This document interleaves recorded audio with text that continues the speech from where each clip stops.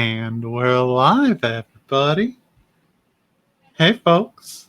Hey, friends. Hello, hello. How's it going? I'm good. How are you? I'm ready to rise and grind here. I am hyped to hustle. I want to watch you rise and grind. Let's just stop the cameras and just watch. This doesn't need to be live. We have the power to do that. This can be the Lara Rises and Grinds show. No, kick me away. Send me away to the cornfield. Thank you. That's fair. Is my camera good? What if I just hold it the whole time? Your arm will get tired. I think that's what will happen. That seems like a bad choice, but I'm not one to judge. I'm going to put it right here. There you go. There you go. You look good. Thank you. So thanks so much for joining us, everyone. As usual, I'm Alex, and Lara here is your other host. We are here. I'm the one who dresses up. Yeah, I dressed up that one time, but I was not able to wear a gigantic raven-themed masquerade mask for this episode, so I decided not to. That's my one requirement. It always has to be that same mask when I dress up. And we have two lovely guests with us today. Orion and Sythana, would you like to introduce yourselves and say anything you feel like saying to the people? Sythana, you want to go first? Oh, sure. Yeah, so I'm Sythana Thorn, and I co-host another podcast called All My Ideas Are Bad. Yeah. And we've been on a very long hiatus due to medical and or death plague affecting the world. But once that has stabilized a little more for us, we'll be starting back up again. And we just real quick, we're actually doing an audio drama with I don't know if anyone here is familiar with Caroline Hobbs. Amazing indie RPG creator with her game Downfall, and so we are working on an audio drama for that, and we will start voice casting and start working on that soon. So we have like That's over so 100. exciting. Thank you. We have over 100 pages of script for it already, so I know it's going to be wild. Yeah. That's awesome. Are you using Downfall to run it? Yeah, we had a playthrough of Downfall, recorded that, then took out parts of it, kind of reworked it a little to fit the different medium, and we're. Oh, that's so cool. The script is pretty much written. It pretty much is. There might be some edits, but yeah. Nice. So, you done? Should I go? Yeah, I'm done. Yeah. I'm Orion. I'm really good at transitions, and I also co-host that podcast. And yeah, I'm really excited about the audio drama. We put a lot of work into it. I can't wait to see who's gonna play who, and I think it's who. Sound like.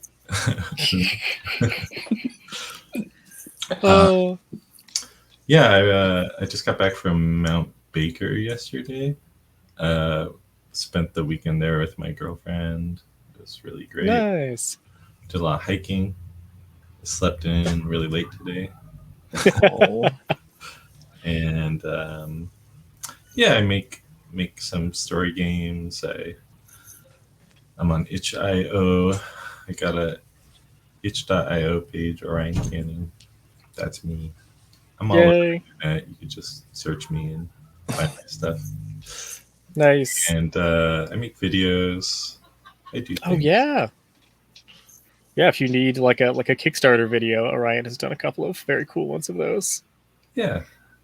Right now I'm editing these videos for City of Winter for Ross Cowman. And some of those are already up on the Heart of the Deernicorn YouTube channel. Nice. Man, I could go for a City of Winter right about now. Oh God, yeah. It's hot. It's hot. Let's In the see. 90s this weekend, I'm furious. So do we have a link in our private chat to the game for our friends? No, they don't get it. I can do this. Give me a We'll moment. grab that real quick. Thank you so much. Yeah. You want to read it to us? Well, we'll sort of read it to each other. Fortunately, we can all kind of go around. I'm also asking because I need a link to it because my other copy is on my phone. I don't want to have to keep looking down at that. Laser printer, baby. Yep. Nice. There we go. Okay. So, for anyone who did not catch the podcast, we got to brainstorm this game together with Kira McGran, who is one of my absolute favorite game designers, and we have combined together 3 different video games that we had each recently played: Disco Elysium, Cloudpunk, and Genshin Impact, and made them into a weird hybrid game about being sad and trying to deal with it and capitalism with gods and weird stuff. And superpowers. Yeah. And narrative voice. Wow. Kira's actually in that actual play of City of Winter I've been editing. So Oh, I sort nice. of feel like I've been hanging out with her, but yeah. All right. So we're going to go around and each read out a paragraph or a bit, kind of just read until you get bored as we're going through the game. And as usual, yeah. Let me see what we want our order to be. Can we make ourselves into a line real quick so we can look at it? Yeah. There we go. Okay. yes. This is a sneak peek of the character sheet, and it goes away. So we're gonna go in top down order from that. So it'll be Lara, then be what was it? Then Sythana, then Orion. Yes. Yeah. Cool. Clock style, like the clock. Yeah. Soul I Crushers. really thought you said cut. No.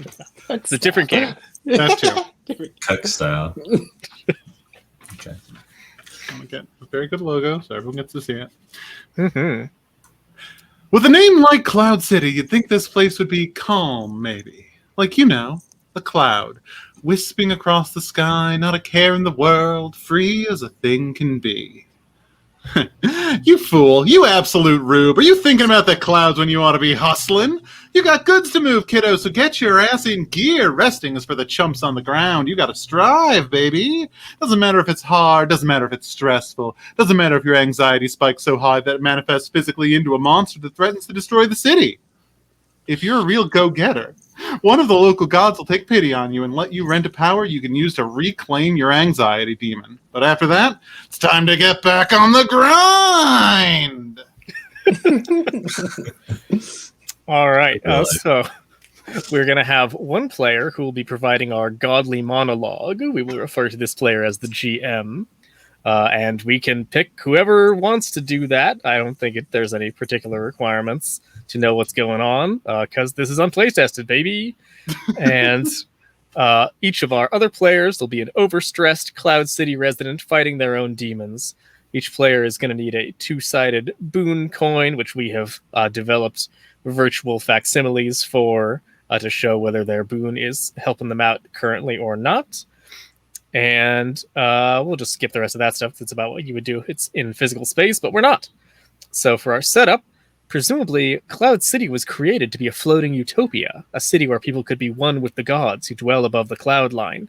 In practice, capitalism moved in when the humans did and the good intentions collapsed.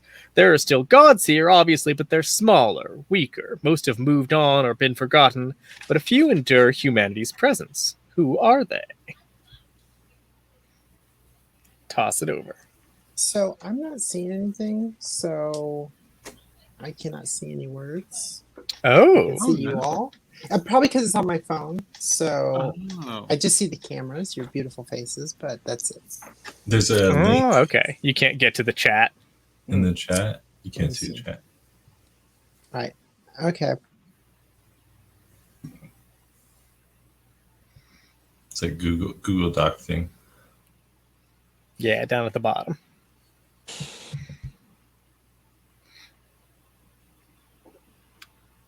Well, All right. oh no. that Maybe- knowledge is too much for the human mind. I presume they pressed the wrong button. She pressed the wrong button. Papa Spots, welcome back.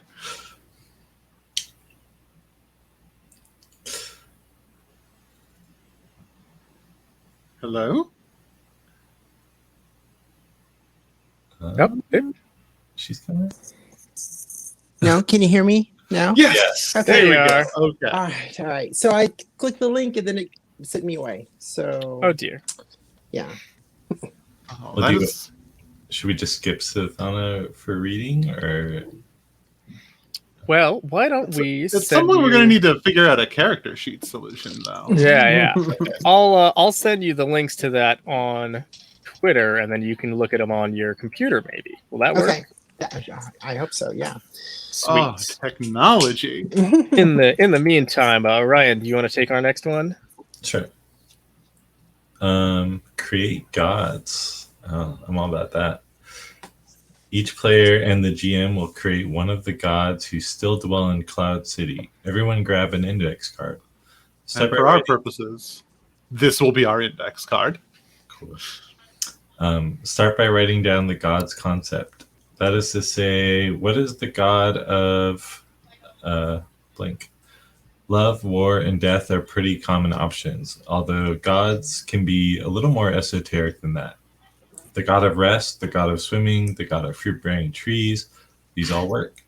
Avoid being something too minor. These gods will be giving powerful boons to humans in a few minutes, something that the god of itchy noses or the god of finding a really well-fitting pair of shoes might have difficulty with. Share your concepts and try to make sure they're all roughly equal in terms of raw divine power. Next, write down the god's name. There's no real rules here. You know how gods are. You can name them a synonym for their concept or something thematically related, or just smash consonants together and see what happens. Now, give them an aesthetic. What are the things that a shrine or servant of that god would look like? Towering spires, coal black chains, dribbling candles, etc. Just a broad hat upon which narration can be hung. Fun. And on the next page, if you care about such a thing, is a list of, sample gods that I thought up in like 30 seconds at one point. But we can make us some gods if we wish. Right. For a second, I read this as war is the god of baristas, which sounds about right. War Nice. is the god of baristas. Yes. Oh, I see that. Yeah. Okay, I want to do the god of cooking because that was one of the examples we talked about when we were coming up with the game, and that sounds fun. Wow, sweet. I'm going to be the god of vermin. Awesome.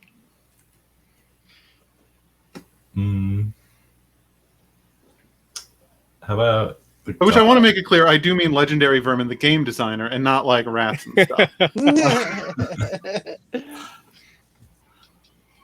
How about the god of machines, Ooh. Okay. copiers, or cars? Vending, but anything that has the word machine at the end. Car machines. Car machine. ATM machines, and they're like, no, wait, I'm not the god of ATM machines. The M stands for machine. God of AT machines. Yeah. Yes. Orion, do you have access to my very fancy spreadsheet? Yeah, which one should I just write? No, whichever one doesn't have something in it already. Yeah. It over.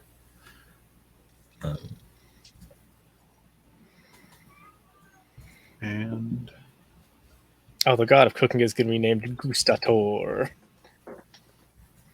Gustator is a very good name. Yeah. I'm pretty pleased with it. Also, we are all creating these gods collaboratively, but they are all going to be played by whoever the GM delivering the godly monologue is. Yes, So, this is true. Feel free to just make up stuff that you might not have to be responsible for. Okay, so should I do one? Yes, yeah. please. God of weakness. God of Whoa. weakness. Yeah. Interesting. Cool.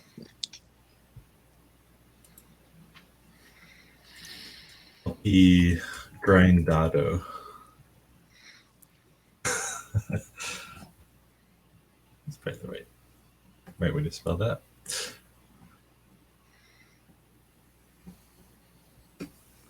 I am Synanthropus, god of vermin.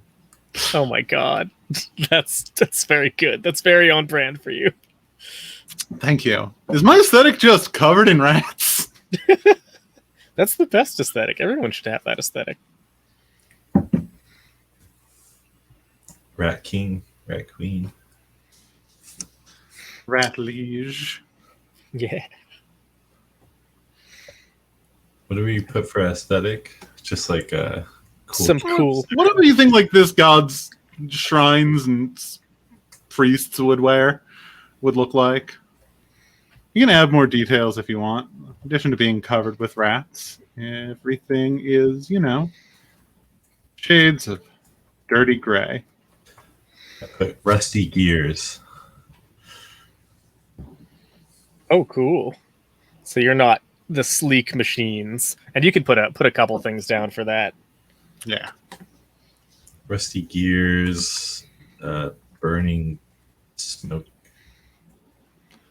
Burning smoke. Okay.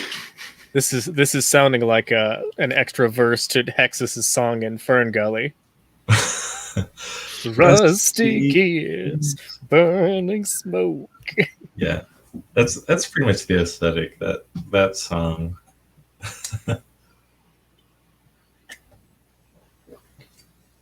and all the visuals that go along with it. Yeah, nice. May I ask how one pronounces the name of the god of weakness? Yeah. So I always pronounce that Katajta. Kataja? Katajta. Katajta. Okay. Tajta. Cool. Thank you. you. Mhm, you're welcome. It's so cool.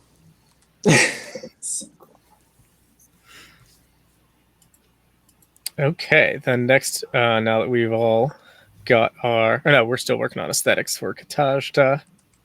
But the next thing to think about is some godly goals. But you will not be doing that for your god, so maybe don't think about it too much right now, or else you'll Don't be think too hard.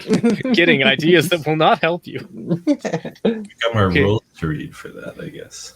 All right, the real thing we need to figure out is which direction is left, given how we've written things down. I think we tend to interpret left as to the down when we are all stacked up like this. Does it Yeah. matter that we do this swapping in the same order as the player order, though? No, I don't think It so. might not. Okay. Yeah. What if we just go one to the right then? On Okay. our sheet? So I will start with grindado. Yeah. We should read the godly goals text. Cool. Yeah. Do you want to read that out, Sythana? Oh, let me find it. Hold on. Let's see. No worries. It's like page Godly 2. goals. Yeah. Okay. The gods are now given goals. Things that they want to happen. Things that make them feel more fulfilled. Goals are always structured as a character willingly does a thing that's a bit difficult. I.e., a love god may have a goal like a character abandons their family to be with their loved one. Everyone passed your god index card to the left. Look at the new god you've received. Consider what they might be into, and give them a goal. Goals should not be trivial, but they should also be possible for the grinders to achieve during play with a little effort. Repeat this process 2 more times until every god has 3 goals. Return the god to the player who made them. All right. So we're not passing index cards. We're just we're directing our eyes to the right, and I'm going to give a goal to Grindado, the machine god. And Sythana, you'll wrap around and give one to Gustator. Sure. Okay. So I'm giving one to Katashta. Mm-hmm. The character repairs a long broken vehicle. Ooh, nice. I don't know if I can do this, but I was just seeing.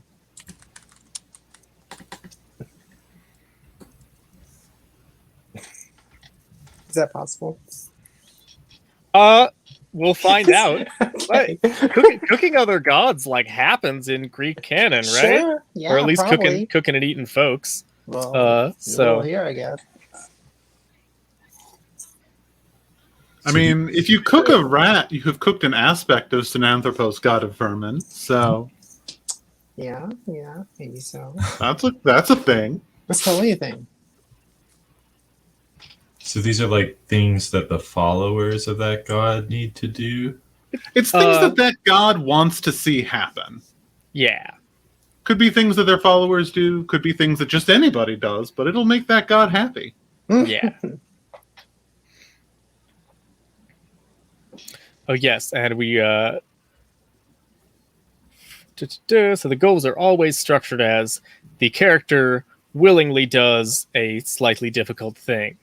So we'll want to get him into that format, since this isn't necessarily a thing that Gustator is doing directly, for example. And then we'll keep scooching over to the right and writing another goal 2 more times until each god has 3 goals. I'm trying to think of what could be a goal for a god of weakness. Character cowardly runs away from what they most desire looks very good. That's very good. That's pretty weak, right? It's pretty Yeah. big. Do it, and I just do one, or You do one, and then you move over to the next. So you'll do first weakness, then cooking, then vermin. Yeah. no, cook another god. That's great. Yeah.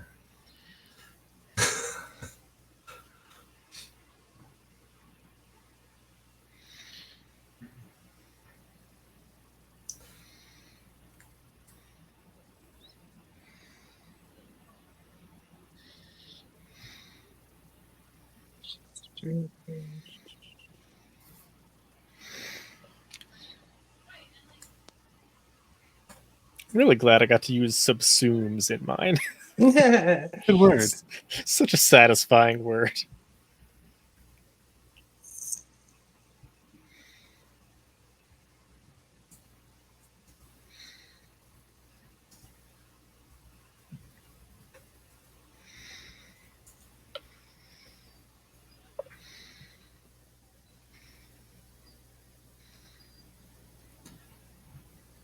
And then I do it. Synanthropos. Yeah.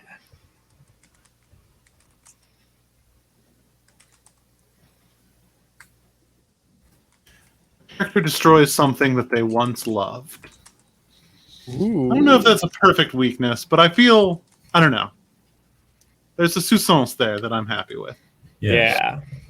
It's like it's a complex kind of weakness. It's a very human kind of weakness.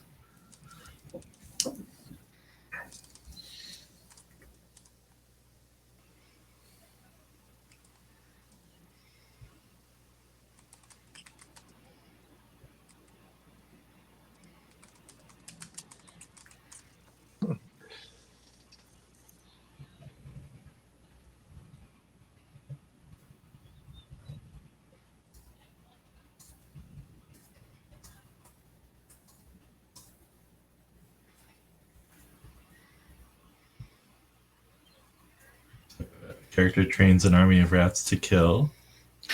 Oh my goodness. Amazing. Yeah.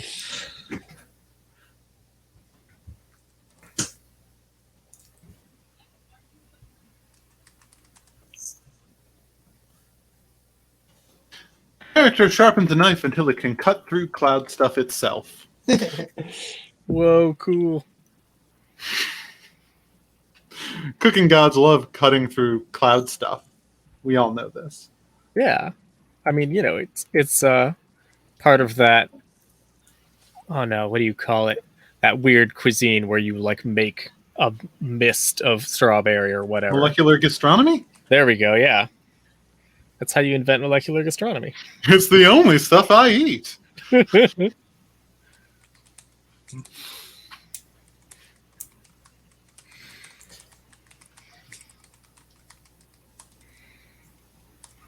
A character creates a massive feast. I didn't want to make it too complicated. That just felt like it needed to be there. Yeah. Well, some of them are readily achievable, and some of them are more complicated, and both are great.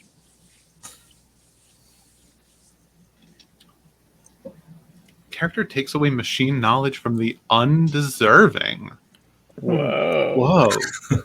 That's wild. I love it, but it's wild.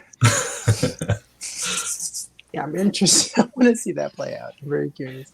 Yeah. I don't know if we're ever going to get there, but we'll find out. We'll see. Someone's gonna lose their driving license. Parallel Park, do it.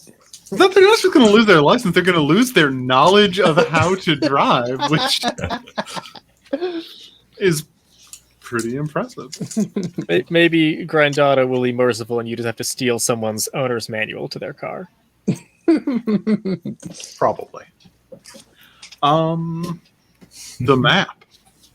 Now that we have some gods, we need to figure out where they hang out in the city. Cloud City, by sheer unlikely coincidence, has as many distinct districts as there are people playing this game, which happens to be the same number of active gods there are in the city.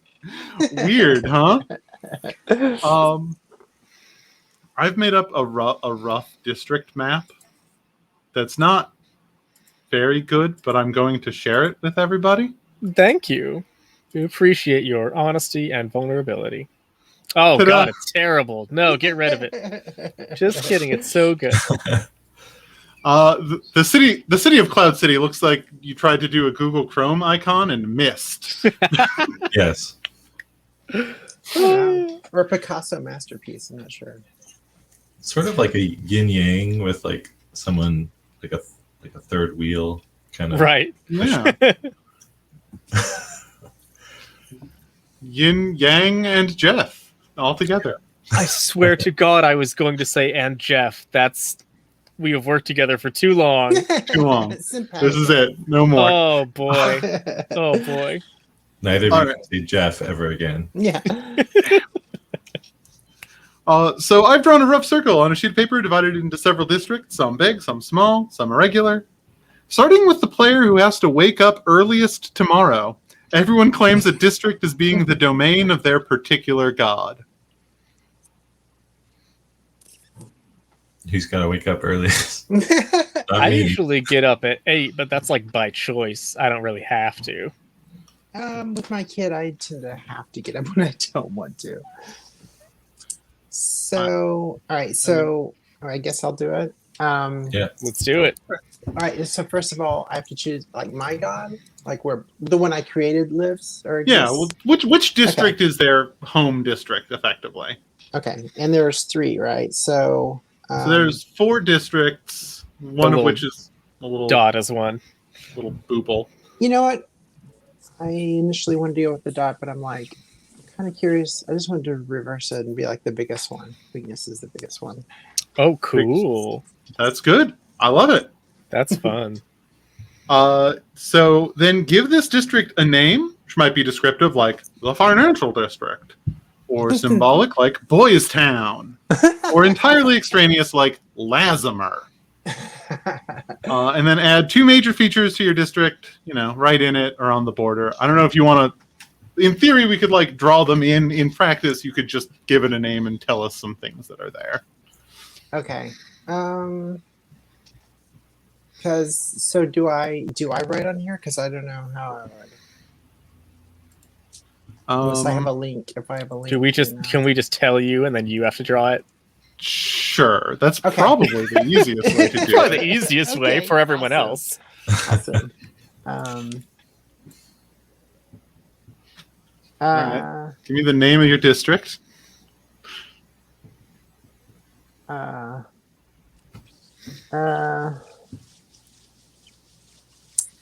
Oh my god. Should be that. The Gray Wash. Ooh. Ooh, Cool. that's a very good name. And Yeah. what can we find in the Gray Wash? I'm thinking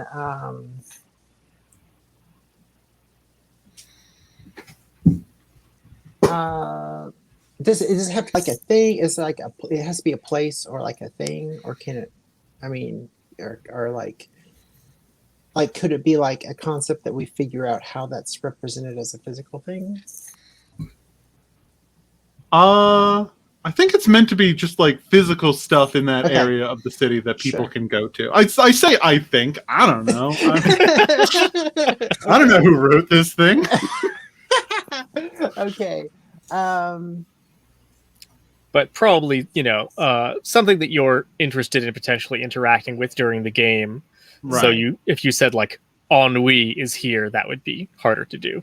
But if you feel like robbing a bank and you put a bank there, what about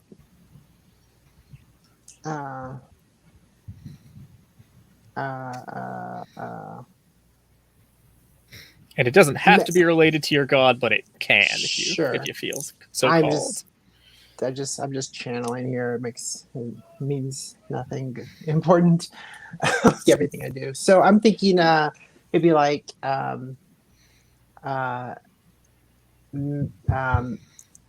medical stations for the lost. ooh, medical stations for the lost. I'm going to draw some medical stations here. Okay. Trying to draw like a red cross. This looks more like a church. Well, no, it doesn't look like that either. No, that's the gray wiggle of of the god of weakness. Katajta's wiggle, Yeah, it's that called. There's some more. There, I'm putting some crosses on there. Nice. And what else can we find in the Gray Wash? Looks like a sad Kleenex box. Let's see. Or toaster. Or toaster. God, it does look like a toaster. Both would be sad existences. Let's see. Yeah, I think chapels works. Okay, and there's some chapels. I'm gonna put in a chapel. Is that a chapel? Looks like a thumbs up. Yeah, and there's a big old door because it's open to all the weak. And that describes so many people in Cloud City. Yep. I want there to be a religion that just has churches that are just like giant thumbs up. It's very cute. Church, we're okay. All right. Okay. Do we All right. loop around to Should we go what down? order do we to- go in? What do we order? Is there Yeah, an order we're doing? we'll go down to Orion. Sure. Okay. It's down to me. So my area, can I call it Factoria? Is that Sure. Which one of these districts is Factoria? Factoria? Yeah, that's better.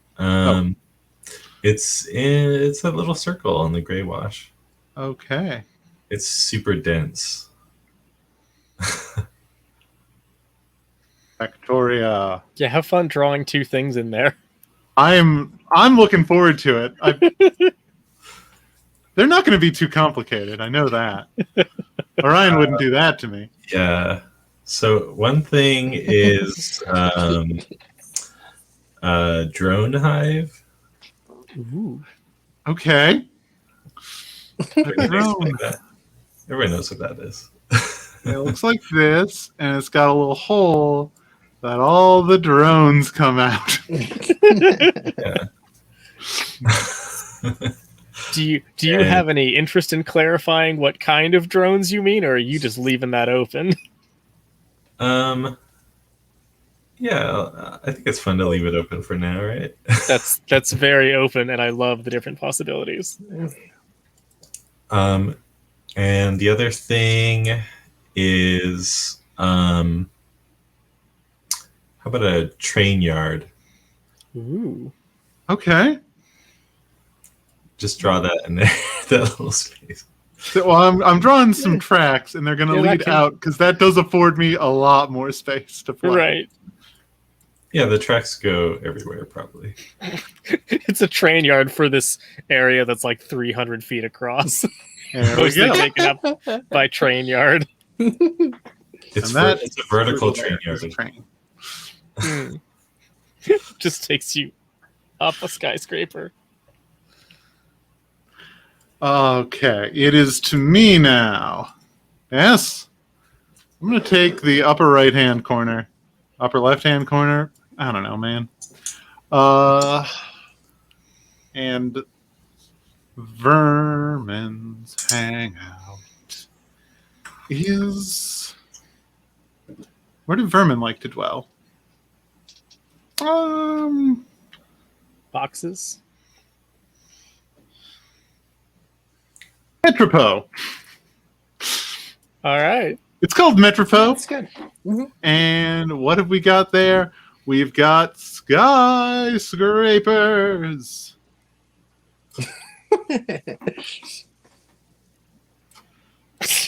How In tall this 3D? building is. I like that. That's great. It's the only building in the city that's in 3D.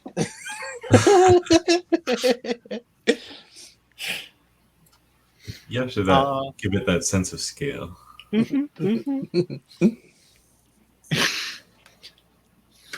And what else have we got here in Metropo? I feel like there should be something that like artificially divides Metropo from the Grey Wash. I wanna make it some kind of highway, some big highway structure that runs right along this border here. Mm. And Like- all I need to like, do is draw a highway. Yeah, this is fine. It's like Aurora in Seattle, where it's like a gigantic pain to get across it, no matter what you do. There we go. There's Especially some if you're, on-ramps and off-ramps. rat. Right. There. It's a highway. It's actually a really good highway. Thank you. It's got an That is- underpass. I like that. Yeah. Either that or it's dancing with its arms. It Okay. can be both. Let's see. What should Gustator's area be like? I think that this region is called Concarne. Concarne, all one word. Oh, one word. And yeah, Concur. Nay. I think that it has let's say taking our Genshin Impact influence, the city of Liyue has two giant rival restaurants, so I think Concarne should also have that. So I think the first restaurant is this is like the official restaurant of the religion, so it's like a restaurant cathedral called Gustator's. So just draw me a restaurant cathedral real quick. Can do. Perfect. It's just like it was in my mind. It's got some like spires on top. Yeah. Put a And then big like a big fork across that or something. Ooh, a bowl. There we go. Wow, that looks really good actually. There we go. Nice. Nice. And then the Yeah, that does other look good. the other rival restaurant is maybe this is like the fast food equivalent. So like a big big, long, flat, sort of like quick service drive-in type dealio. Putting it over here in the shadow of Mordor, I guess. And it's got a like quick service window there. You know what? Maybe what you have is a giant taser. It's gotta have a big like McDonald's-esque logo on the top. What should this place be called? It's called Food Get.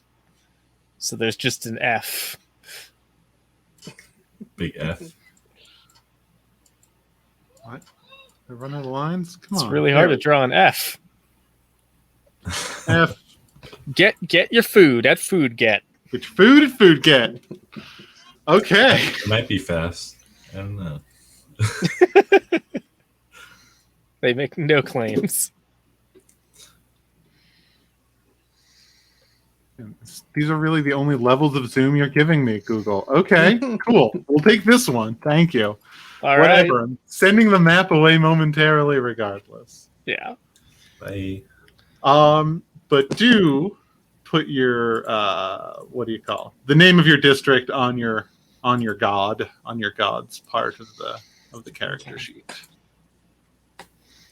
Oh no, what did I call it? Con carne. That's right.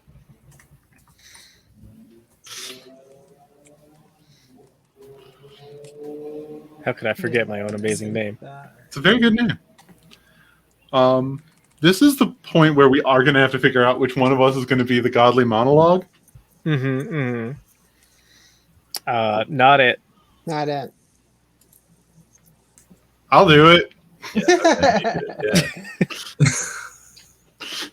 What's that? All attention on me? Oh no! How sad. It's really rough for you. That means the three of you chumps, got to make some humans. Got to make some rise and grind types. Or whatever. Who's reading? I think Alex, you're next. Or... Yeah, we'll create some grinders. You know, the folks with jobs, the humans, or whatever folks in Cloud City happen to be. So the GM, you get to take a back seat here while everyone else is doing this. You can either facilitate or just gather all the gods and have a look at them and think about what they sound like and what funny voices you're going to do. Everyone else is going to look at the bottom part of our character sheet. We will write our dead-end job. Every one of you has a dead-end job. Grab one from the next page or make your own, as long as everyone agrees it's tough, it's stressful, it's dead-end. Your job does give you some skills, however. Each job comes with 3 skills, which are just things you're forced to be slightly better at. You'll use the ones associated with your job or make up your own if you made up a job. You could change one if you want one to be different or whatever. Use the samples as a guide for how broad the skills can be. They shouldn't never come up, but they can't be relied on for every interaction. You also want to give yourself a name, a look, talk about what your fashion is like, or if your job makes you wear a terrible uniform, what is that like? And then we'll introduce our characters to everyone else. One thing to think about as I was thinking about this, I was like, a lot of us have probably had shitty dead-end jobs at one time or another, and it seems very possible that we could run into some bleed while we were doing this. You're like, oh, I'm getting chewed out by my terrible boss for being late or something. That has actually come up in my real life a lot. So I would just say be aware of that. Use any safety tools that you need to. We can X-guard stuff. We can rewind things. We can skip past things if you're like, okay, so then my boss yells at me, but I don't need you to like do all of the specific yelling, that sort of thing. So just be a little mindful. I don't want the gameplay experience is about having fun and enjoying things as players. Even if terrible stuff happens to our characters, we don't want to feel bad as players. And if you do, we have ways around that. What if your dead-end job is being the boss? You could be, yeah. You could be stuck at a like weird middle management level where you never get to do anything higher because you've risen to the level of your incompetence or whatever. Manager of Quiznos. Right. It's gonna be a mechanic, obviously. And it doesn't have to be related to any of the gods or anything, but you totally could. Yeah, notably, the next step is that I get to distribute the gods as I please. So you could be a mechanic who is sponsored by the god of vermin. Yeah, That could be great. that Yeah. would be great. It's like Ratatouille, but for cars. Red of Rumi. Mm-hmm. No, that's not. That's nothing. I'm sorry. You tried. I feel bad. I did it bad. It's okay.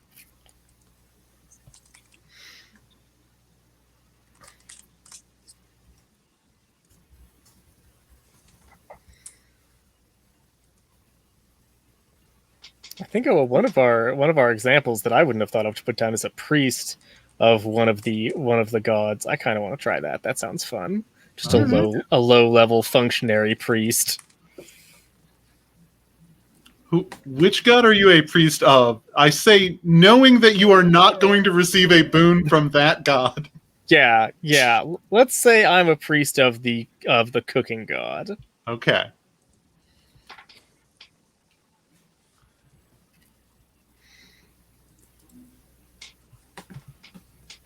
Misery dealer. Dealing in misery, I guess. Guess so.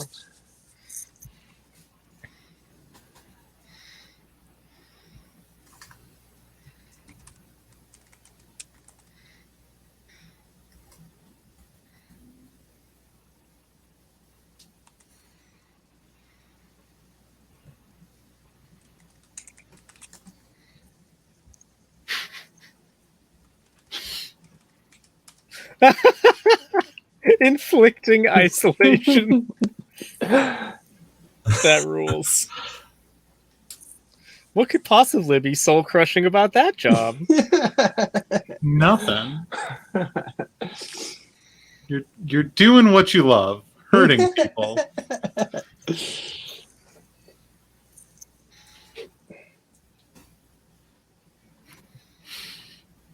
I like that, Alex. Your skill list looks kind of like you're giving advice to a friend who's feeling a bit down. Listen, cheer up. Prepare food. Yeah. Yeah. For some reason, that seems like a skill you would have in Earthbound. That's used to cheer up. You're just so nice. Yeah, I feel like you have to. Your job is to be nice as a gustator priest. Mm-hmm.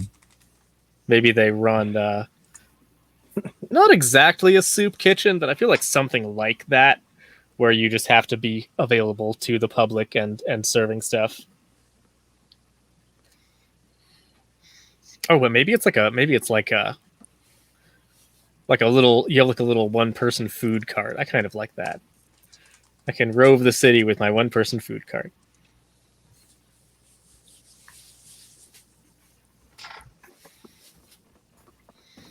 All right. Our mechanic is named Meg. Wears a unitard. Very good. Very classic.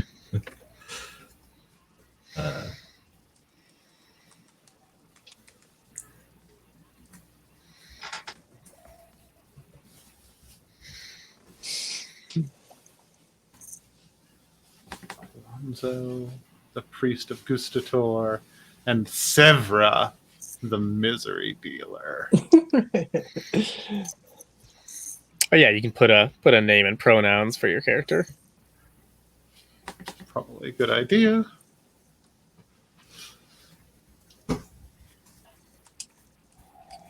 Okay. Did we say what godly boon is?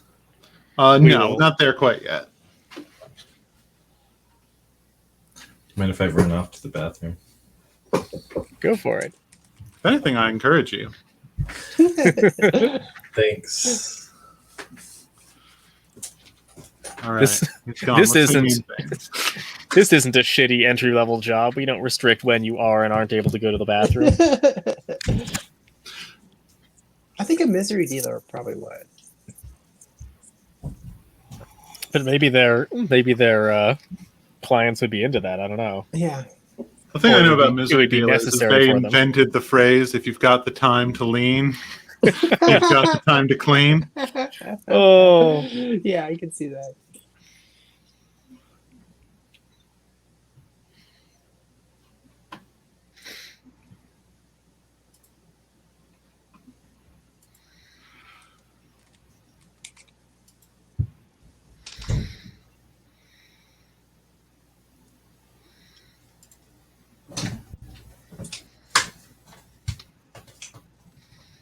Dark gray hoodie for our misery dealer. Makes sense.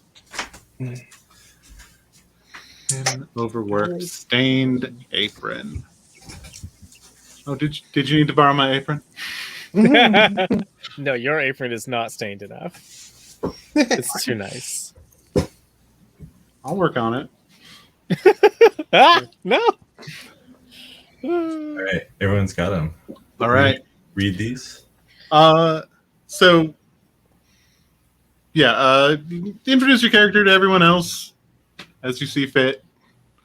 Who are you? If there's anything else you wanted to add, and then you have 3 questions to answer. And there's no place to put them down. This is more like for your personal edification and character deployment.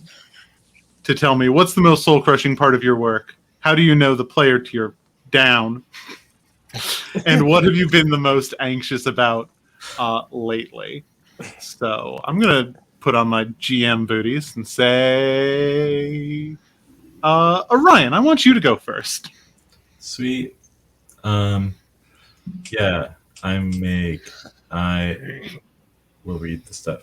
I'm a mechanic. My skills are fixing things, improvising, or MacGyvering. Maybe call it MacGyvering.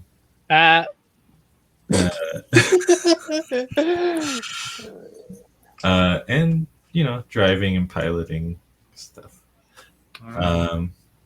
Meg uses they them pronouns. Wears a unitard. It's probably kind of greasy. It's got like those black streaks, and wears a bandana over their mouth because of all the burning smoke. Makes sense. And now I answer these questions. Meg, what's the most soul-crushing part of your work? It's probably when I have to climb inside of a giant machine and squeeze into a really tight space in order to get to, some gear I have to replace. And get covered in filth. Oh, yeah. It sounds disgusting. I hate it. Just thinking about it. Important question. How do you know Alonso, priest of Gustator? Alonso, who we have established does drive a little food cart. Just to... Yeah, I think that's like that food cart is where she usually goes for lunch. And so she's just a regular there, or they. Oh, I forgot my own pronouns. I always do that.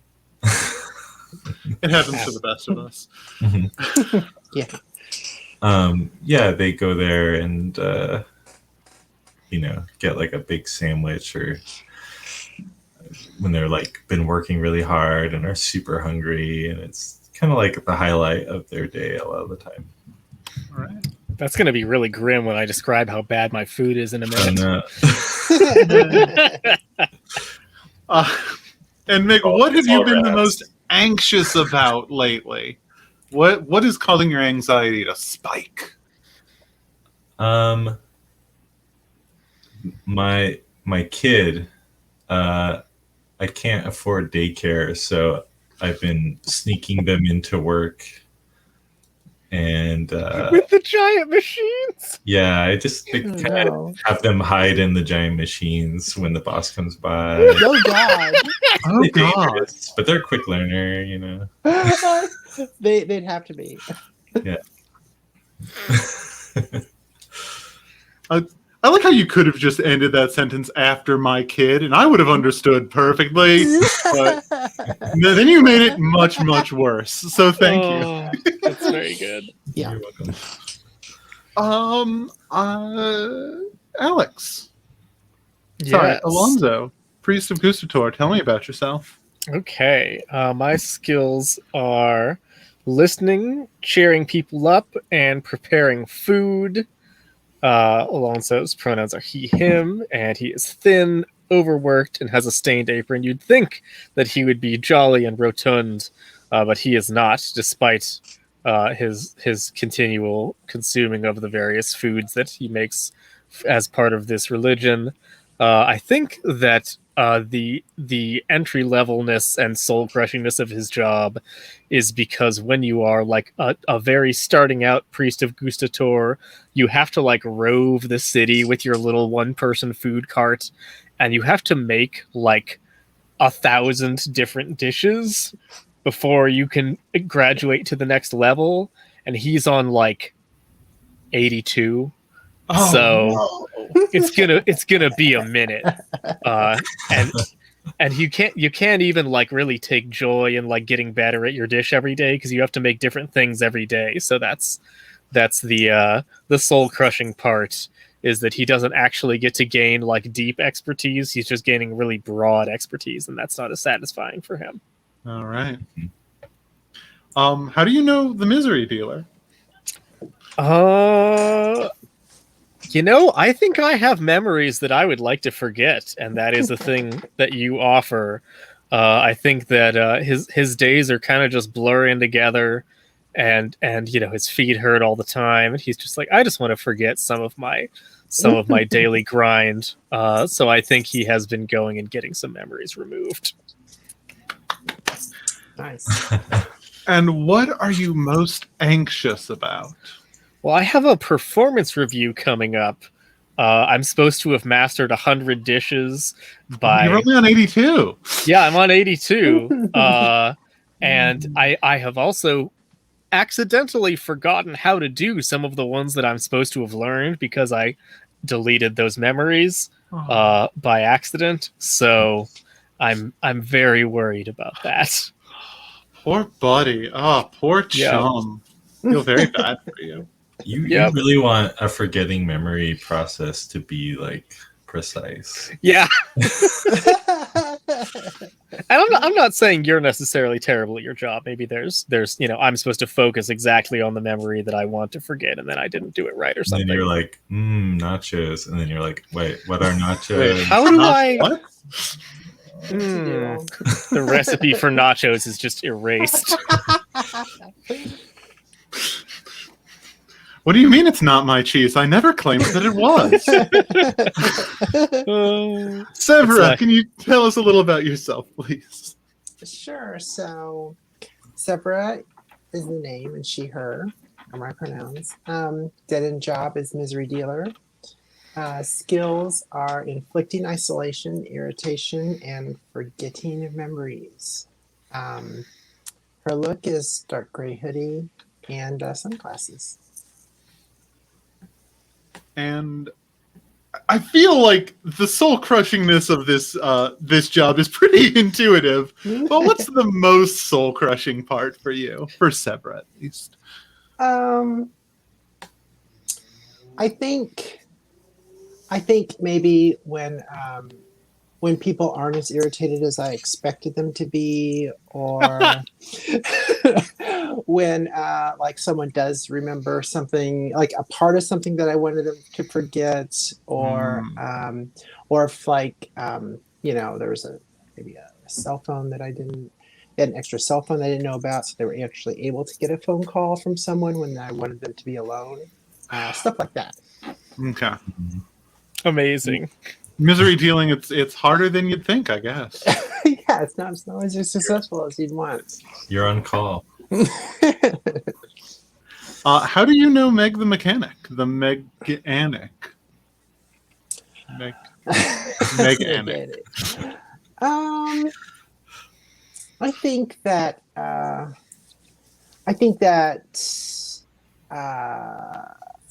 sometimes I have them work on some of my gadgets that do my job, and they might have even come up with a couple of them when they malfunction or whatever.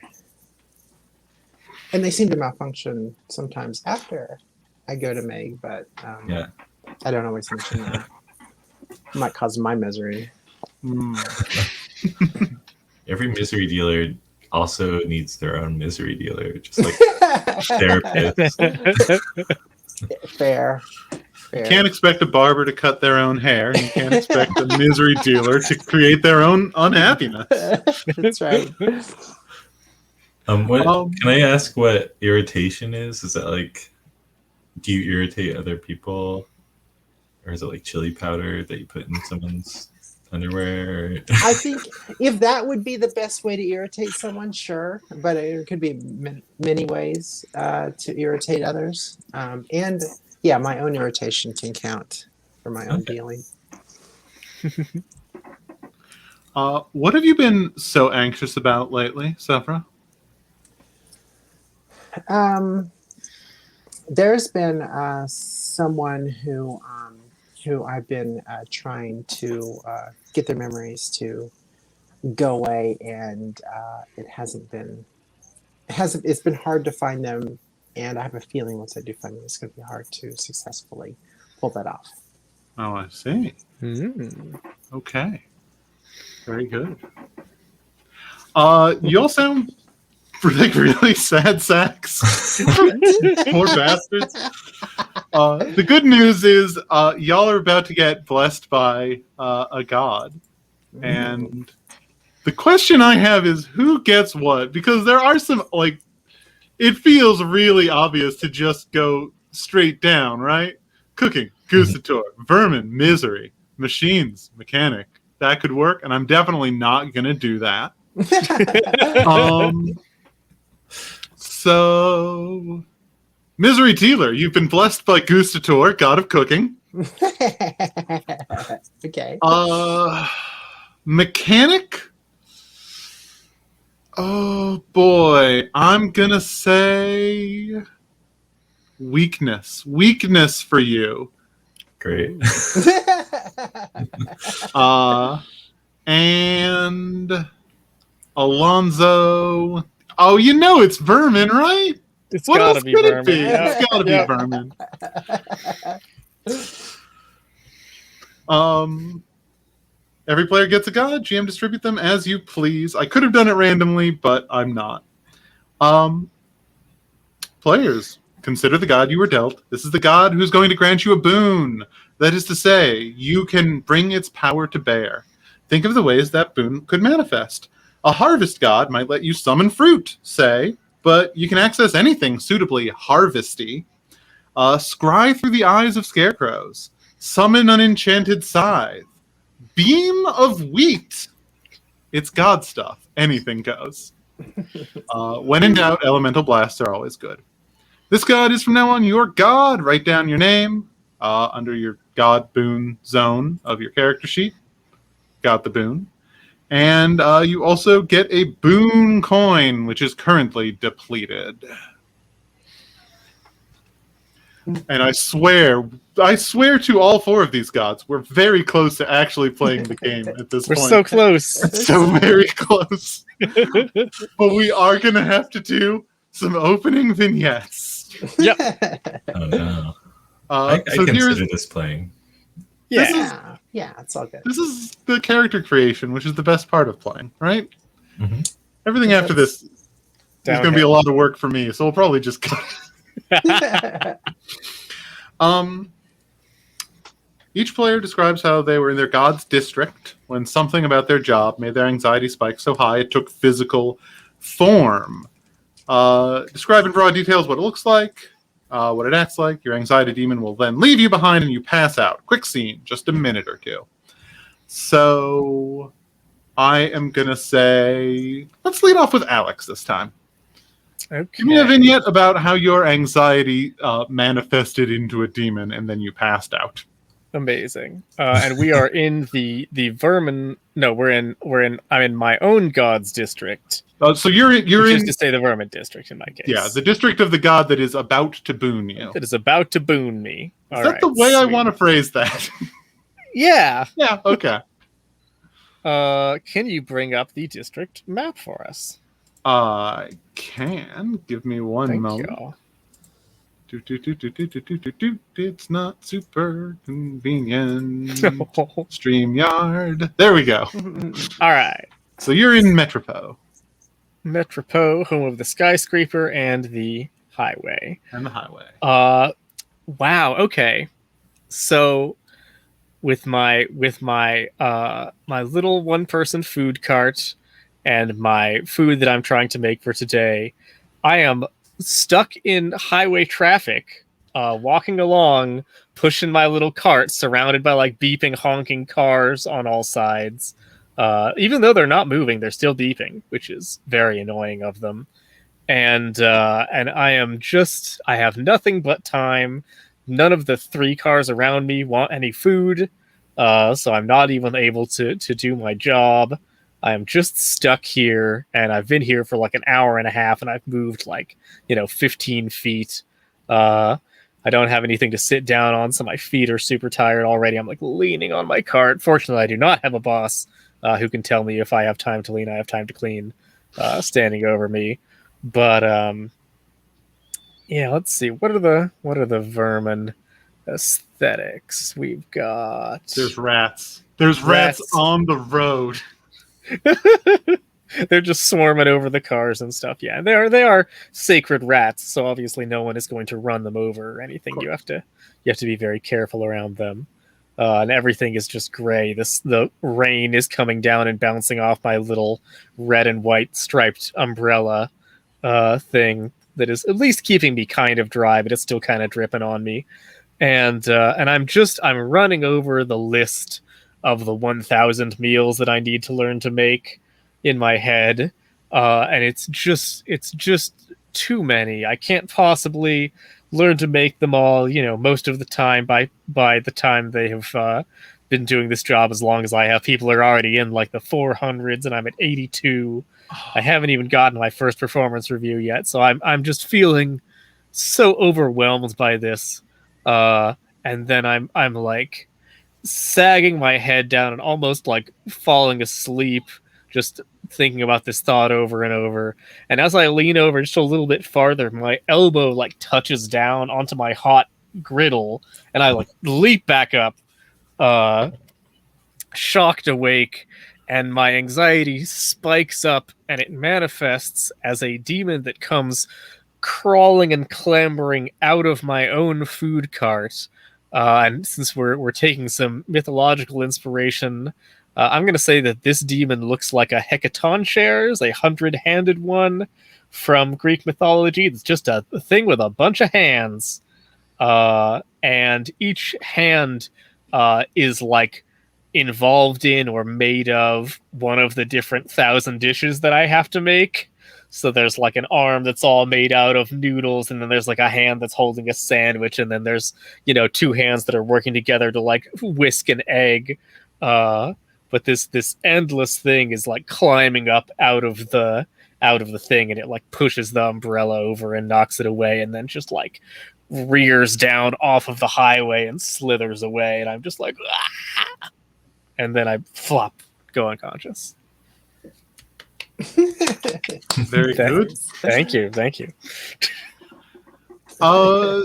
Sevra, you were in Concarne when your anxiety spiked. Care to tell me about it? Okay, so I'm sitting outside a restaurant, or the restaurants, and as people, it's a fast food restaurant, and so as people are driving away, as they pass me, as I'm standing like right outside the drive-through window. I'm just like, kind of reading a book, a Daniel Steele novel, and I have my spoiler, which is not any not the back of a car, but an actual spoiler machine that was created for me by Meg, and it instantly rots the food as they drive off in front of me as they pass by. And so I'm just kind of absently doing that, and then uh, I unintentionally it's kind of I unintentionally pointed up because I'm just kind of reading, thinking about what I'm reading. It's pretty hot. I'm kind of getting distracted, and I pointed up in the air, and there's like over this restaurant. There's this second restaurant on top of it, and it's the competing restaurant. And so I was hired to ruin the restaurant below them, and I unintentionally pointed up to them, and I hit their entire kitchen. I spoiled their entire kitchen above me, and so I just look up, and because I realized that my hand was pointed up, and I look up, and there's I can see, like, I get a vision kind of all the food, like, rotting maggots coming up and stuff as they're preparing it. And the vision, it's like the maggots and the flies all start to intertwine and start to grow and expand into this giant dark, slimy, ichor-filled creature that begins to ooze out. This is my vision. Ooze out into the cracks and through the cracks in the building above me, and they start to drip around me, and so I eventually get overwhelmed by the pussy ooze, and I collapse. Wow. By the horrible smell. By the what? The horrible smell. Yeah.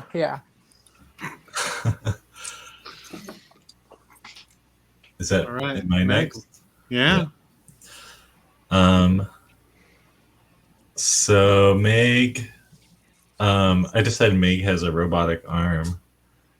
Very obviously robotic, but with like a robot hand that's like fully articulated.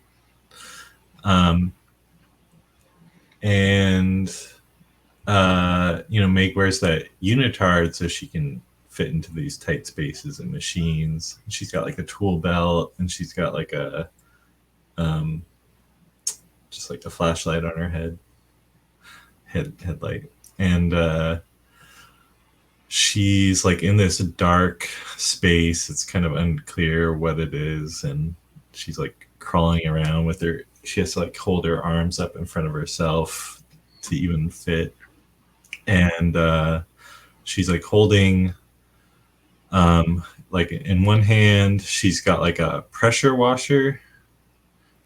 It's like spraying water, and so like the whole place, she's kind of like sprayed it down already, maybe like somewhere up above her, so there's like water dripping down and kind of echoing drops, and she's surrounded by like big gears that are all still, and everything's covered in oil, like brown and black grime, and she sprays off this plate, but she has to like remove the plate to like clean something behind it, and she has to like stick her arm like between two gears and wrap it around behind it to like undo like turn a bolt or something. And like as she's reaching in there, she accidentally disconnects a hose, and like all this black oil like sprays all over her, and she can't move really, so she's just like stuck there and just like has to close her eyes and bear it as it like sprays all over her face and drips down. And that's when like some of it gets in her mouth, and she's like spitting, and like the pressure dies down, and as all this stuff kind of like drips off her face, it coalesces into like a black blob on the ground, very very like Hexus. and like the blob kind of like rises up in front of her, and she still can't move, and it kind of like opens a mouth that's like full of teeth and hisses at her, like right in her face, and then it sort of like bores and melts through the metal wall and just like slithers away into the machinery. Dang. Nice. Nice. All right. Man, it is hard to tell who is having the worst day. Those are all amazing. Everyone's having a bad day. Oh, yeah, and you can write down some details about your anxiety demon on your Yes. on your sheet there, so we don't forget them. And then I get to do a vignette of the players waking up at some location in the remaining gods district, confused but bursting with power. And this is going to be exciting because this is now our first opportunity to do the gimmick of this game, the first-person GM God narration, which I probably should have been thinking about for a while. You even wrote down that you were supposed to think about that. I did. I write down a lot of things that I don't pay attention to. That's fair. There we go. We're going to do it this way. Wait, who the hell am I? I'm Grindado.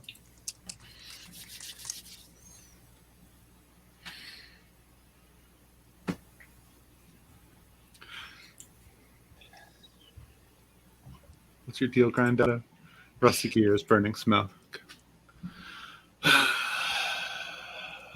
You can do a Tim Curry voice the whole time. I believe in Yes!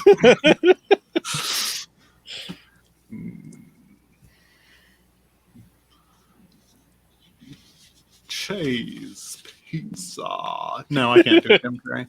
Okay.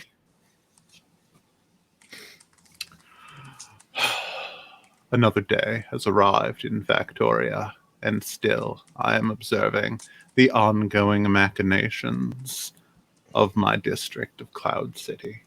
Tick, tick.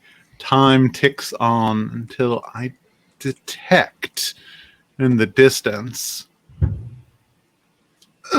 a creak, a crack, a slipped gear. Something has gone awry.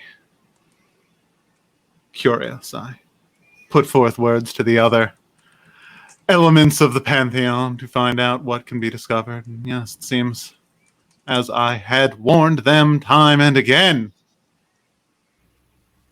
trouble has come. It takes approximately 1.321 seconds for us to reach a consensus of what must be done. Our power must be brought to bear to keep the machinery moving. I, fortunately, have the simplest job, which is to pluck them out of their current location in space and bring them to one safe factory long ago abandoned, given over to dust and spilled oil. Fortunately, one of them is already quite oily, so I'll tuck them down there on the oil patch. The other two, I find a spot to leave. The human machine is ungainly, squishy, unexciting, but they will wake up in time, and when they do, they will realize they have the power needed to fix their problems. That was so good.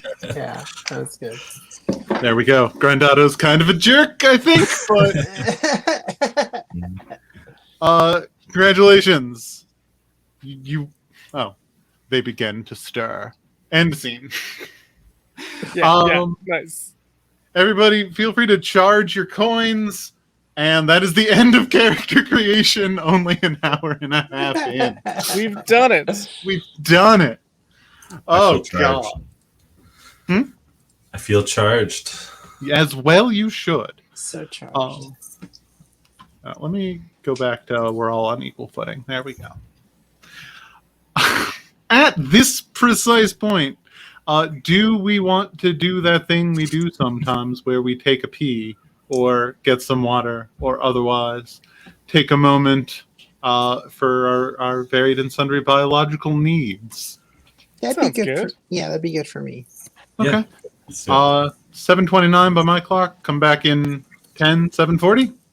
Sure. Okay. 7:40. Okay. Sounds good. what time are we aiming to end? By the way. Oh, we're here till dawn, baby. All right. Probably about 9. Probably about yeah. But Okay. we'll sort of check in as we go and see how people are feeling. Yeah, we're almost certainly not going to like actually defeat all of our anxiety demons, but I think we're just going to do a scene or two and see how it plays out. Yeah. Let's go for it. Yeah. I don't have a strict deadline. I was just wondering. Yeah. Mhm. No, fair. All right, I'm going to put up this. Everyone, meet me back here in 10 minutes. All right.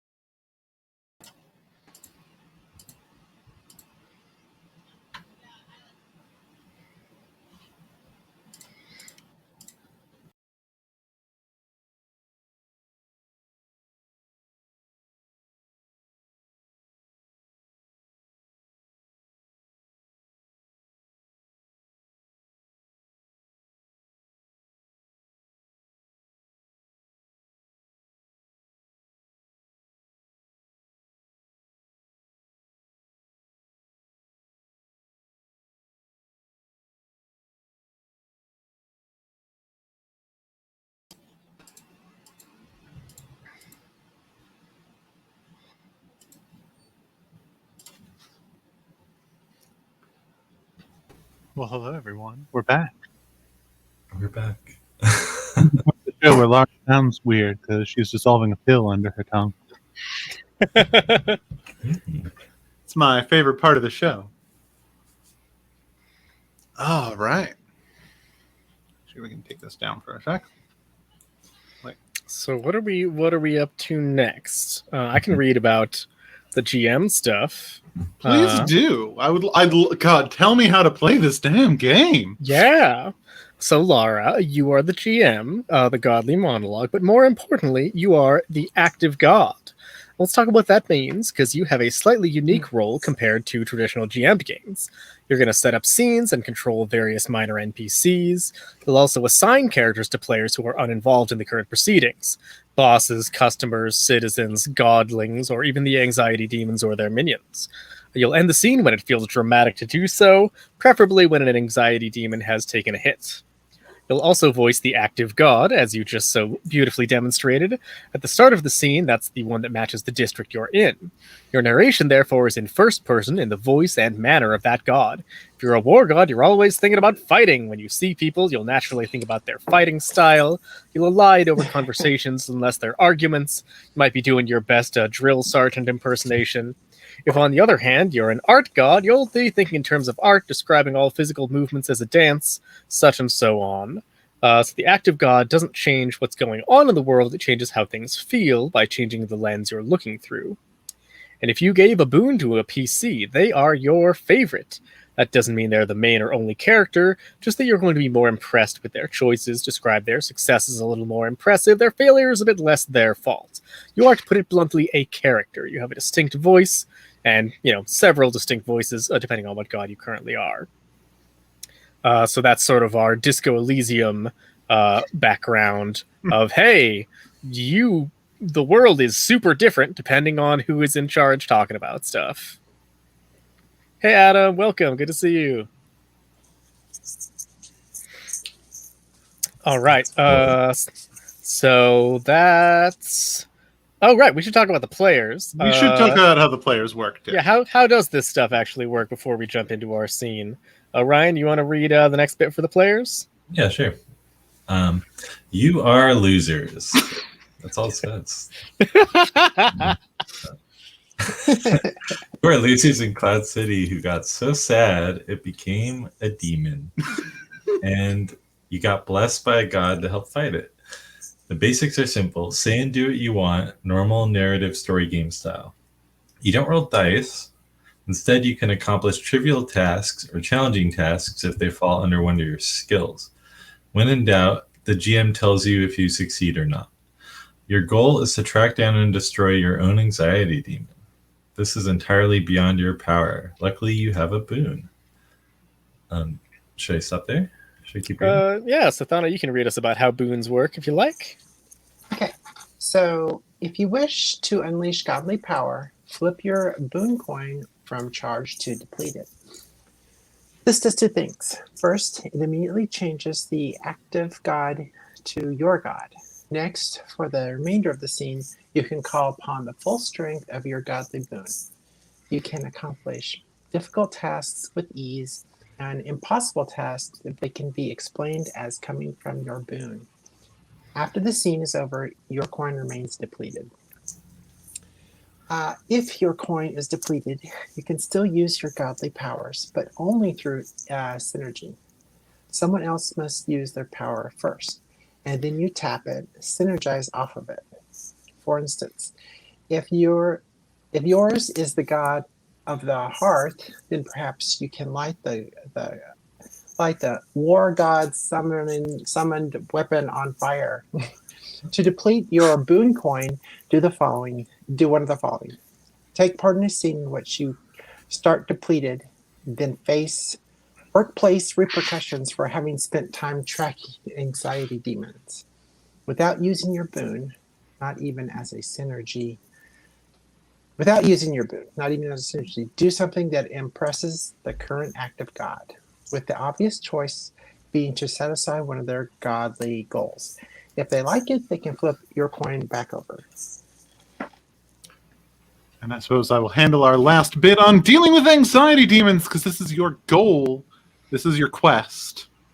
If you encounter a demon, you can try to defeat it. Boons can do most anything, but anxiety demons are extremely potent. You can only deal them damage with a synergized attack. So you need synergy, babies. If you do so, they take a hit and disappear into the alleys of Cloud City. If you deal them a final hit, they disappear entirely in a puff of existentialism. When all anxiety demons are defeated, you win. We're probably not going to get to that point tonight. So Cloud City is doomed. Just throw that in.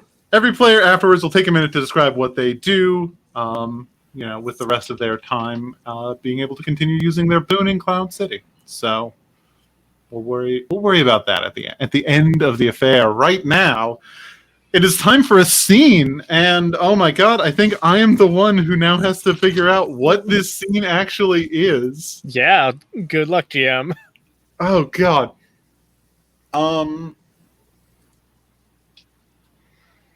Okay. Yeah. I think I want to do a scene that is basically, it's just gonna roll straight off of that last vignette. Y'all have sort of been miraculously summoned to this little factory, out in Factoria.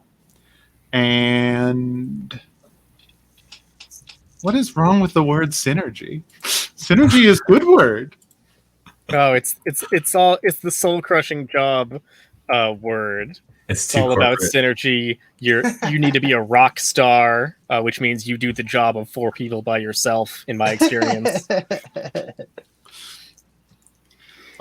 Anyway, we're going to start in this little factory, this little abandoned warehouse in Factoria, and at some point one of your anxiety demons is going to attack, and I'll figure that out when I feel like it. But for the time being, I'm going to jump back into my my identity as Grindato. Let me pull this a little closer. I think Grindato talks right into the mic. Too close. He created a little mic, part. so. The voice inside your head. Tick, tick, tick. Seconds pass.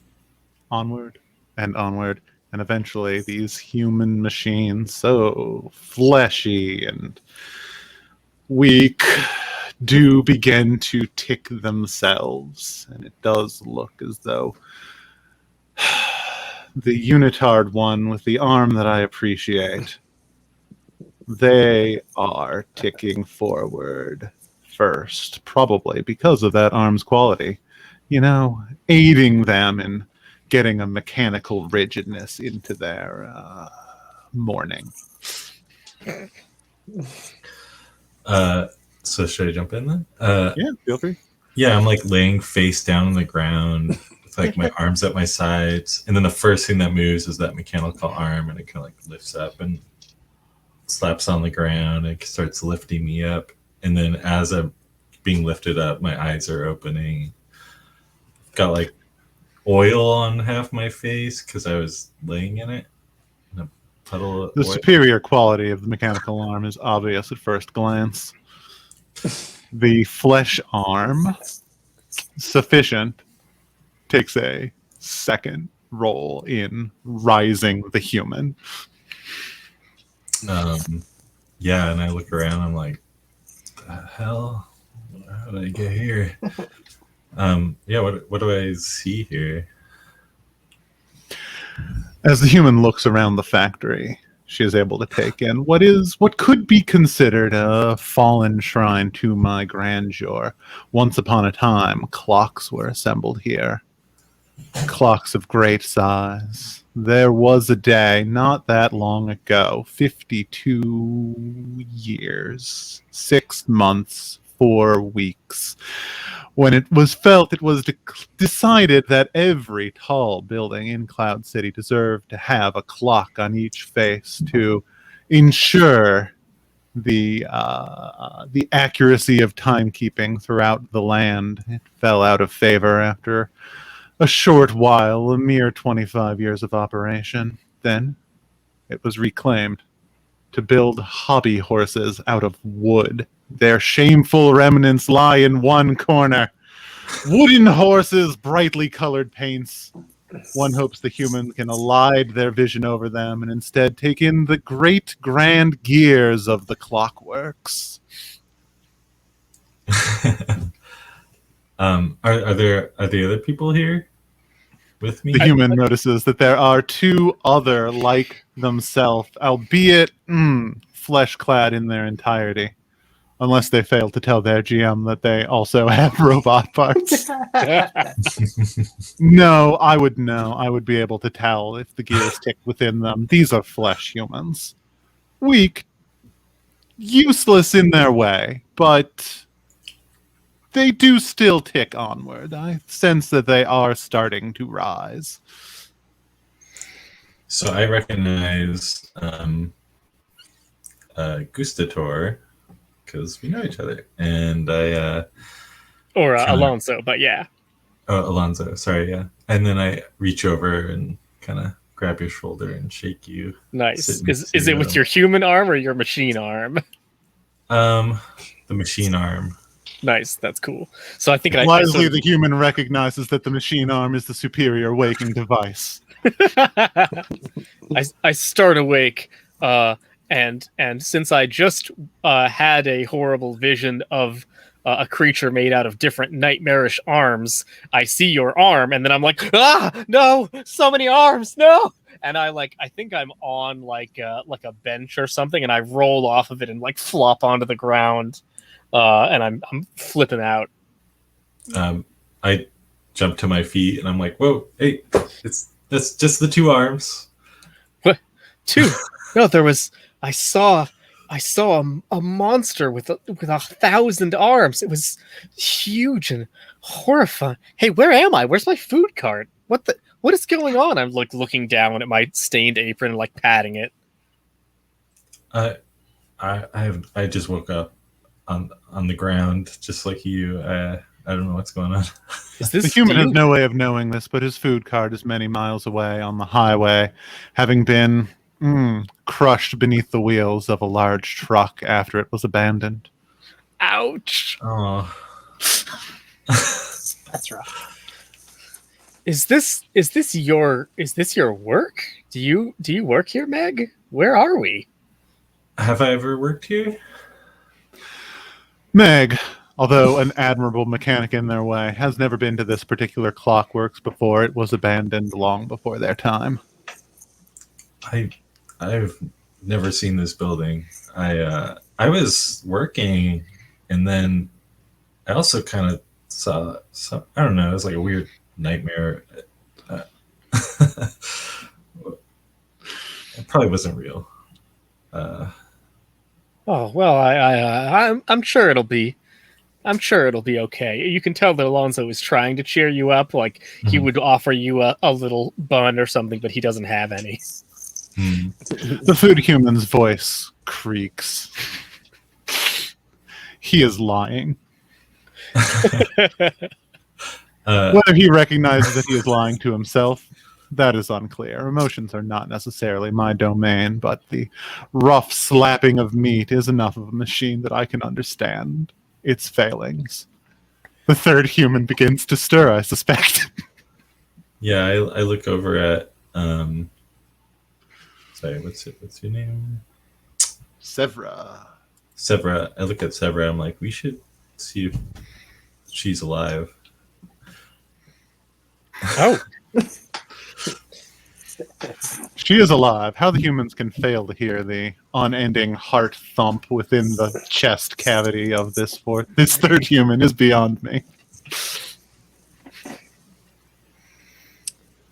Okay, yeah. So I guess I start to. I think I was maybe on my side, and so I kind of look up and just trying to catch my bearings. It's like waking up from being passed out, so everything doesn't feel real right at the moment. But where am I? We're this probably is in Factoria. Are you a fly or a maggot? That's what I'm trying to figure out right now. What? Yeah, you both look You both look like you could be either, and you don't smell as bad as you did. Something's changed. I feel Wait, I know. something very different. I know you. You're Severa. You're my misery dealer. Hey, how you doing? Oh, wow. yeah. Severa, yeah, hi. Okay. All right. I think I care to remember either of you. I think so. Yeah. Yeah. Because you're useful. You're useful to me. Thank you. Oh, can you help me out? Hopefully. Yeah, I reach out my big robot arm. Okay. The robot arm is able to lift with an astonishing amount of strength. It is restricted only by the weak platform to which it has been attached. The robot arm would be best served if the human were be removed. It could be fashioned to a wall, its mobility considerably limited, but its torque dramatically raised. Yeah, where are we now? What's happening?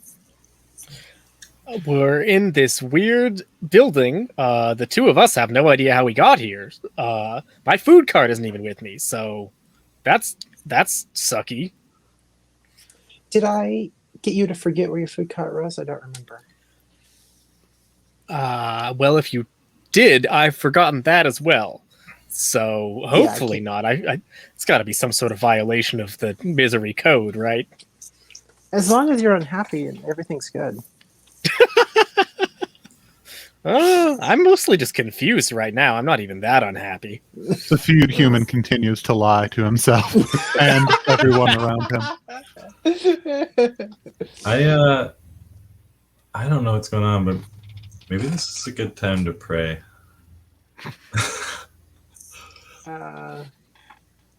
We can do that.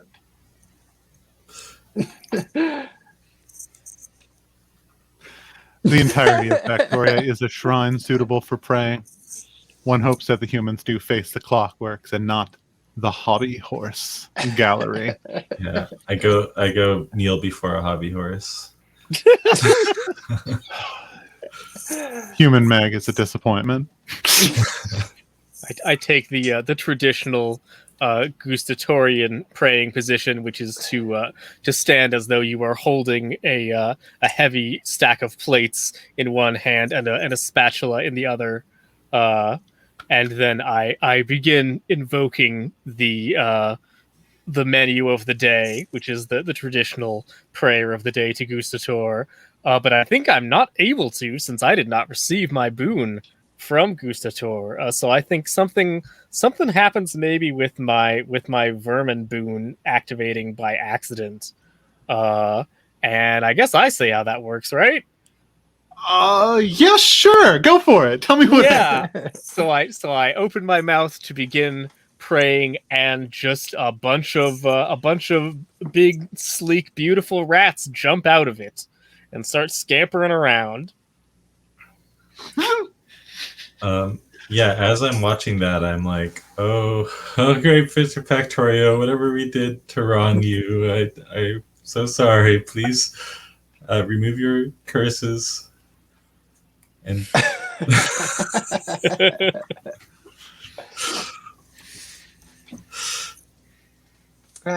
yeah, I think I'm just kind of looking at that like with interest. And then I kind of turn away, and so I know that we're in Factoria. Oh wait, I'm not. I can't just tell you facts. I have to do it first person. Any resident of Cloud City would recognize this as Factoria, domain of whatever the hell my name is, domain of Grandaddo. The gears are perfect. The cogs also perfect, and of course there is the ever-present background ticking of the mechanical heart that beats beneath my portion of the city, clearly audible even over the susurrus of the world outside, and the faint but distinct sound of encroaching danger that one does hope the humans will notice before too long. Okay, so I think we're in Factoria, and this does not look like your place, Meg. Is that true? Because it looks too functional. For you. No, I've never been here. Yeah, I didn't think you'd recognize function. Are I you mean- okay? Meanwhile, I'm like, Yeah. pancake. Yeah,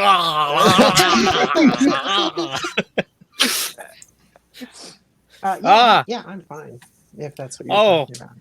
Oh no, that's got to be a health code violation. Oh no. Oh, did you guys see that? Did rats just jump out of my mouth? Yeah. I just thought you wanted attention. You didn't do that on purpose? No, that's not even a gustatorian blessing. This is like a, oh my god, this is a Synanthropos thing.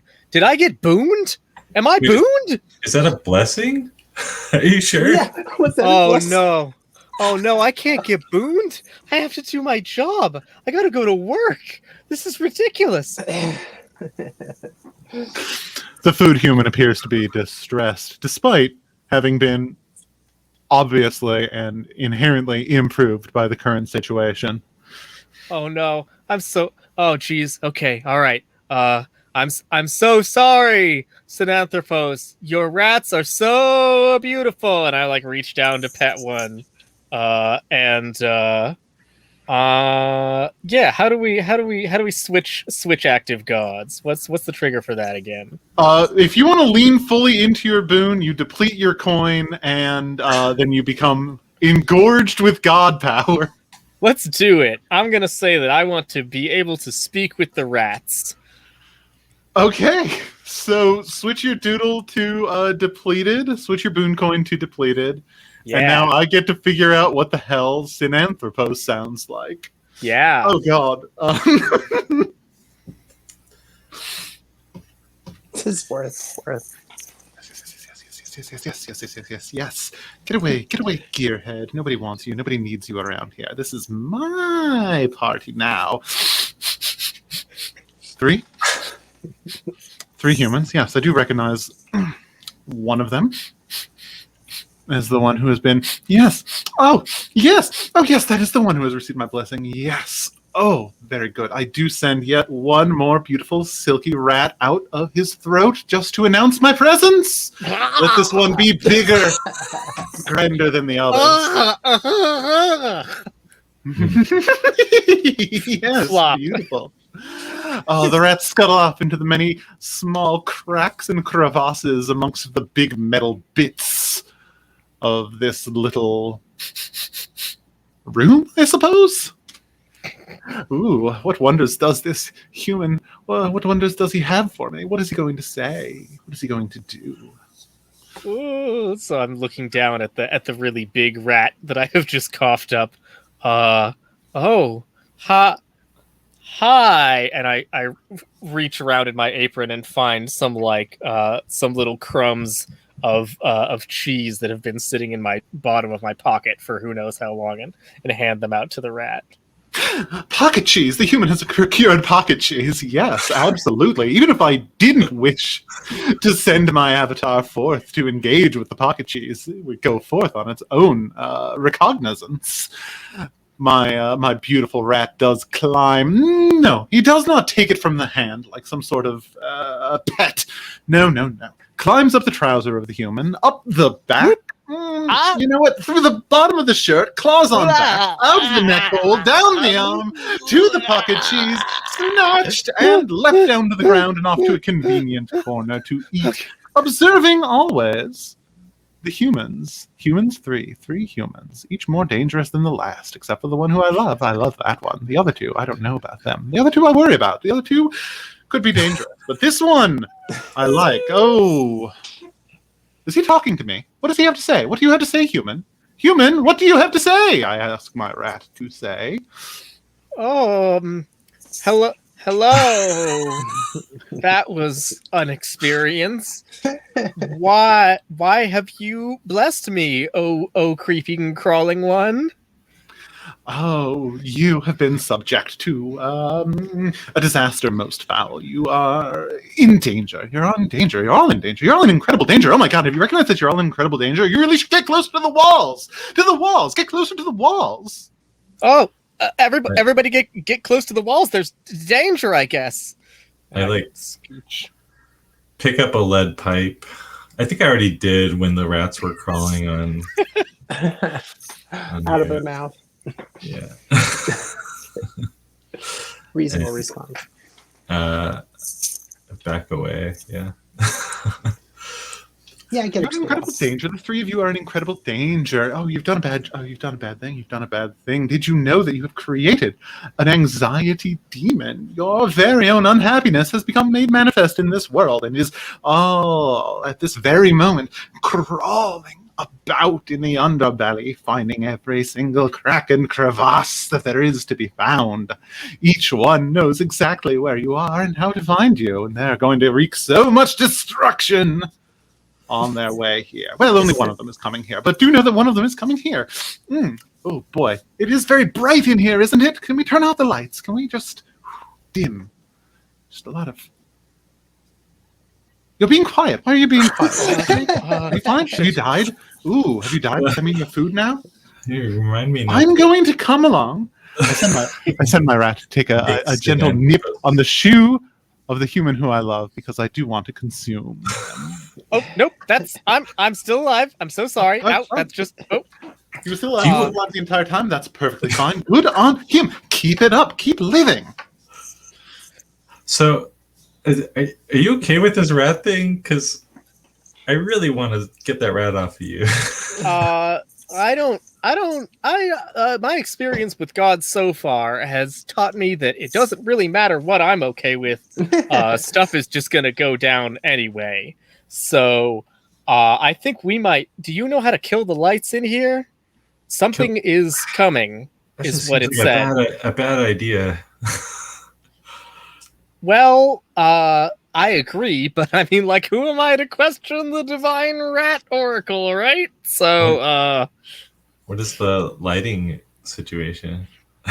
Oh, the lighting in here is horrifying. Overhead, fluorescent, on. There are scarcely any shadows in which to scuttle. There are scarcely any hiding spots. It's an embarrassment. I can barely be seen here, and yet here I am. So if someone would have just, kill those, dim those, it would be so much more convenient to get around. I give you like this helpless shrug and then throw the lead pipe at the fluorescent lighting. The human with the fancy arm throws a lead pipe at the lighting. Does that count as one of his skills? Gosh, it's certainly not fixing. It's certainly not driving. Could one argue that this is an act of MacGyverization? You know what? In this instance, because it does suit me so very well, I am going to, yes, say that, as an improvised off switch, a lead pipe works sufficiently. It does crash with a distressing noise. Loud. Very loud. Momentarily very loud, but okay. Once again. Oh, beautiful. Now I can really calm down. Now I can really be languid as I like to be. Very calm, languid as I am. Yes. Okay. I should probably get out of here, though. I don't really want to stick around. When the thing gets here, it's going to be unpleasant. So I do send my little avatar to give one last message to the human. To the human, to the human, to the good human, to the good human, to the human, to the human. What do I say? I say, you should prepare. It's going to arrive soon.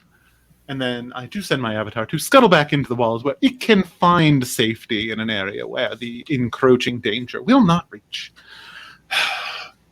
I don't know about you two, but something bad is definitely about to happen, and I am feeling a strong impulse to hide, and I think I start backing up, and as I'm backing up, you can see that I am like blending into the shadows a little bit.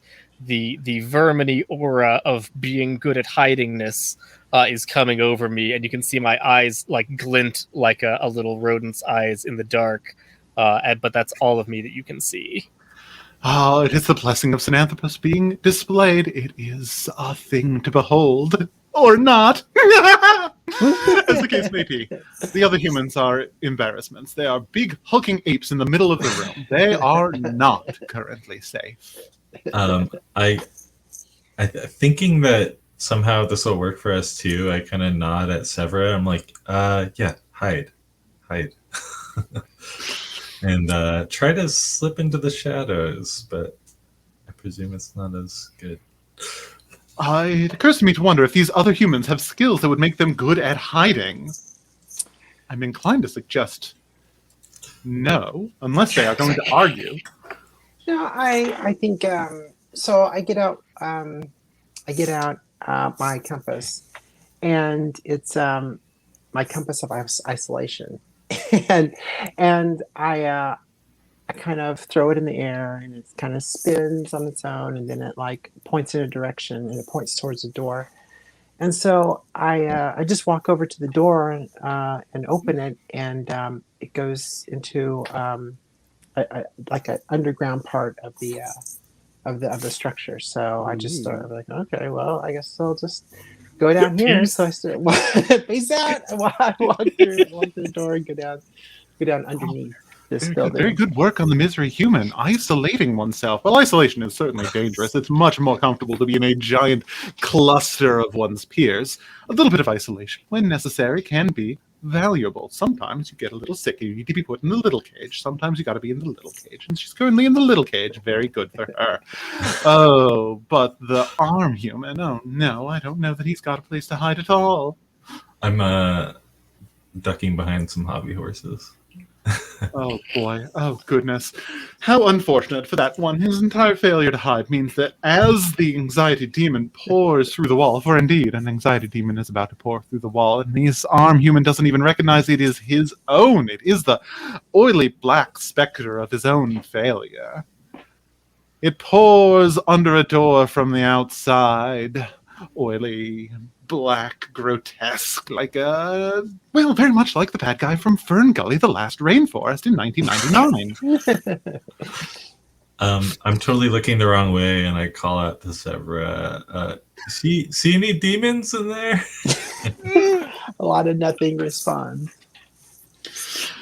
Oh, I can scarcely bear to watch, but I am omniscient, so I can't frankly turn away. The oil monster, it swells into some sort of great grotesque figure, kind of like, oh my goodness, if you could even imagine a cat the size of a horse, all size and power and agility, and it slinks its cat-like little feet of slime along the ground, amidst the metal, amidst the wood, until it arrives at where the human with the arm is, and begins to wrap itself around the human. Yeah, as it's crawling towards me, I'm like, oh, God damn it, I can't see anything. And I turn on my headlamp, and I'm looking around until I look down at my own feet, and there it is. Oh God, the human with the power of light, wretched light, has recognized his own danger. Their own danger, I apologize. I scream, it's got me. Oh, don't scream, human. They're just going to attract more attention. Be quiet, be still, play dead. Oh, but they won't, will they? And I think I sneak up next to you with my sneaky steps, and I whisper into your ear, just a tiny voice, like I'm almost not there, and I say, if you're here, maybe you got a blessing too. Maybe you can call on one of the gods. Okay, Factorio, how do I do this? Fix this? Oh, the human engages with their faith. They're tempted to call upon the power of Grandado, but it's not going to connect correctly. But, so wait, are you calling on the fullness of your power? Yeah, I'm going to flip it. Are they calling on the fullness of the power? Oh, who the heck is your god? Oh God. Kajta? Katajta. But I have the god of weakness. Yeah. Yep. Okay. Boy. The human calls upon the fullness of the power, and when it happens, I just feel like, oh, I just can't, I can't apparate.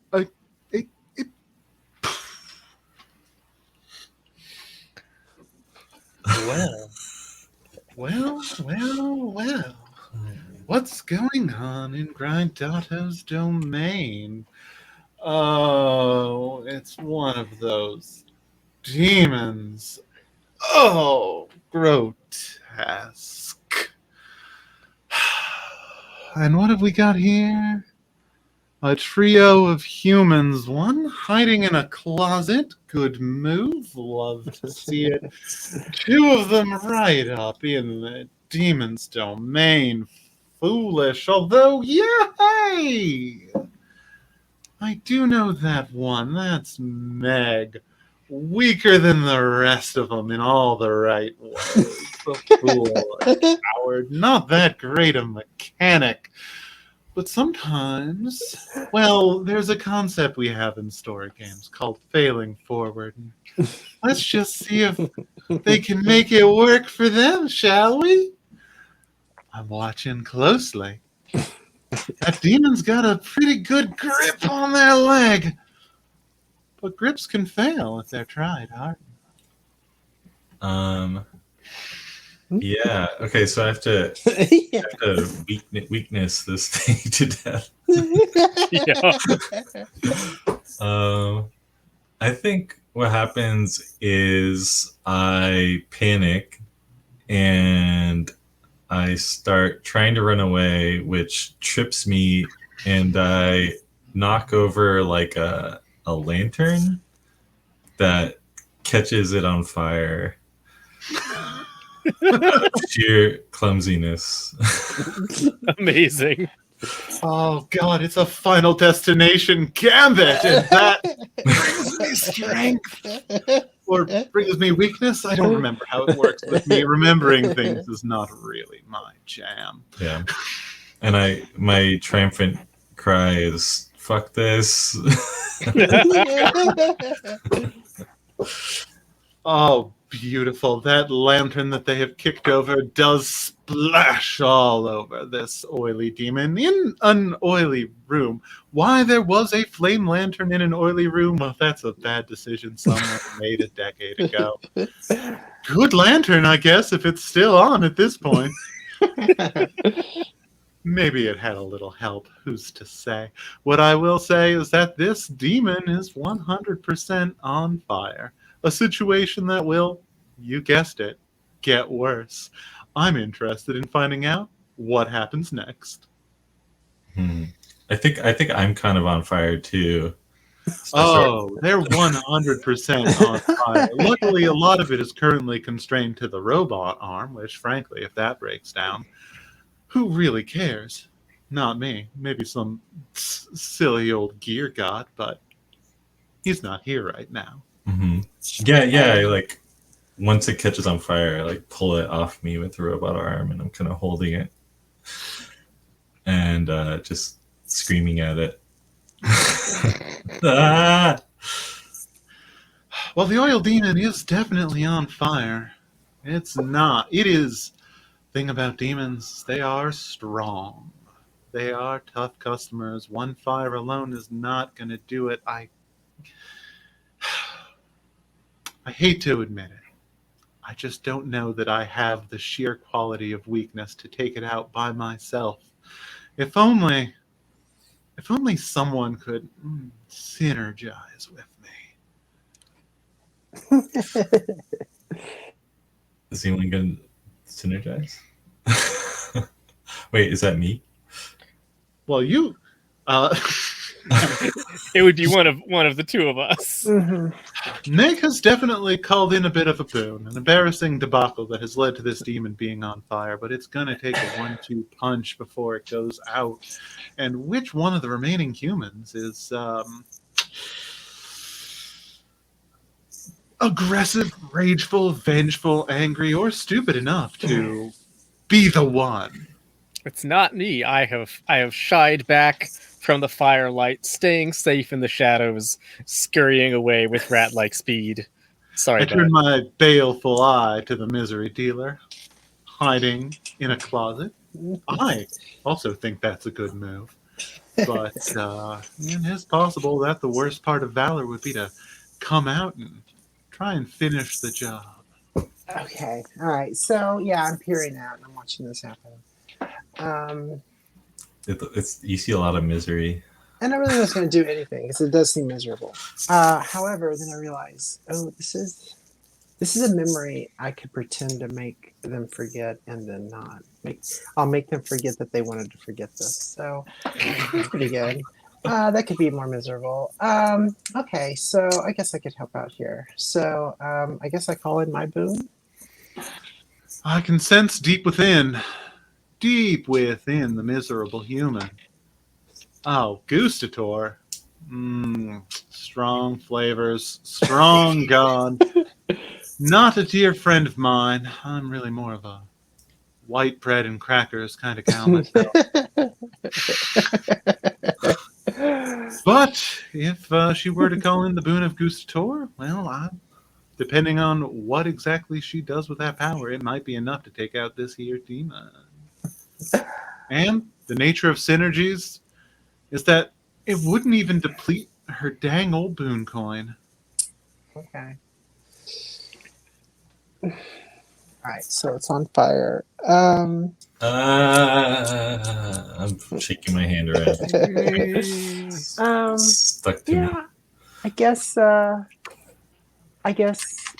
think I have had demon tartare before, and with the right ingredients, you can make this thing a really great meal for someone. So perhaps if I could find like a skillet, maybe some salt and paprika, I think I'll probably come around to this thing.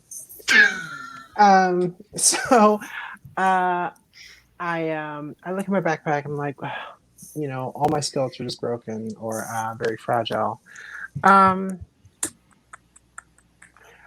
Oh gosh, you couldn't MacGyver while you were on fire, could you?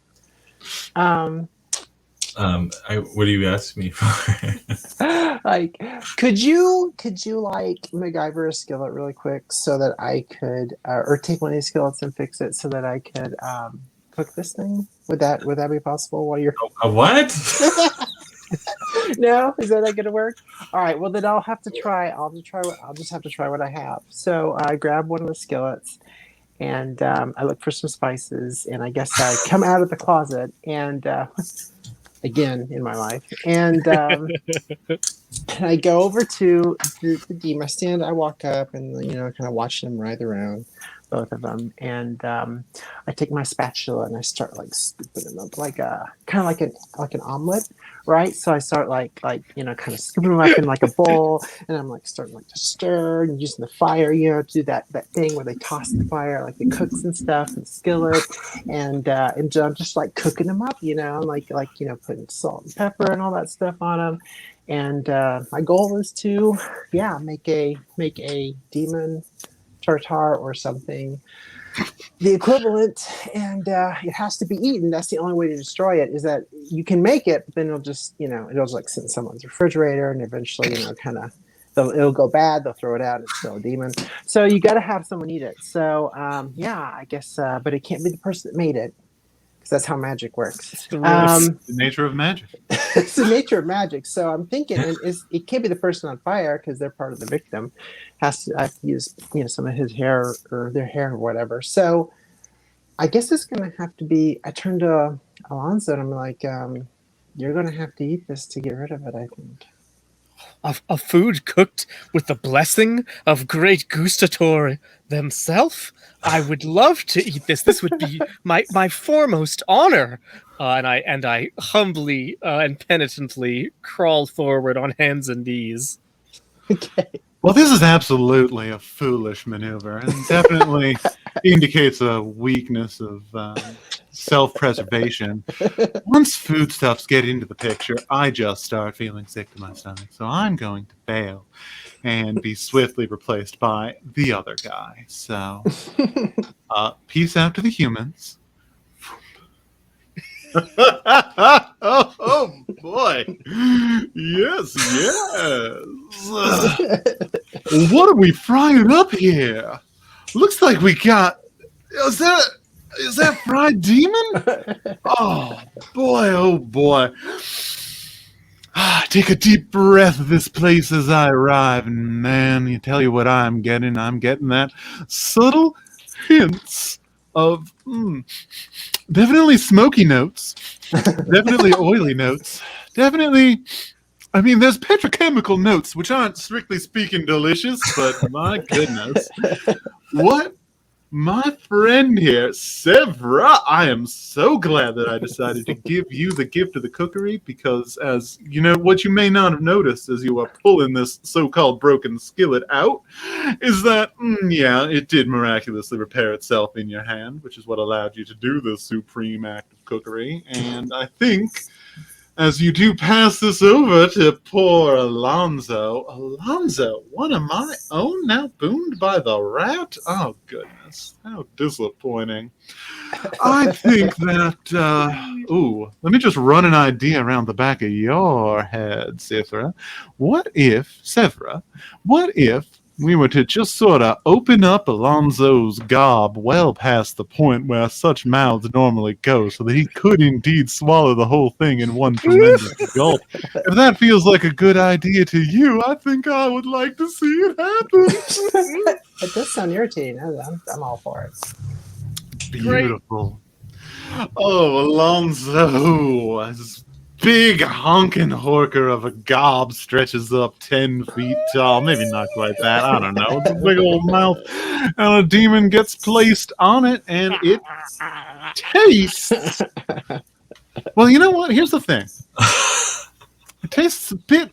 It's got a color, sort of a calamari texture to it. Maybe it could have been sautéed a little bit longer to get a good fond on the outside, to get a bit more of a crust. And it also really desperately is calling for a bit of acid. A lemon twist really would have sent this to heaven. But you do have a mouth currently capable of swallowing the thing whole. You think that you should do that? That's where demons want to go in your tummy, bud.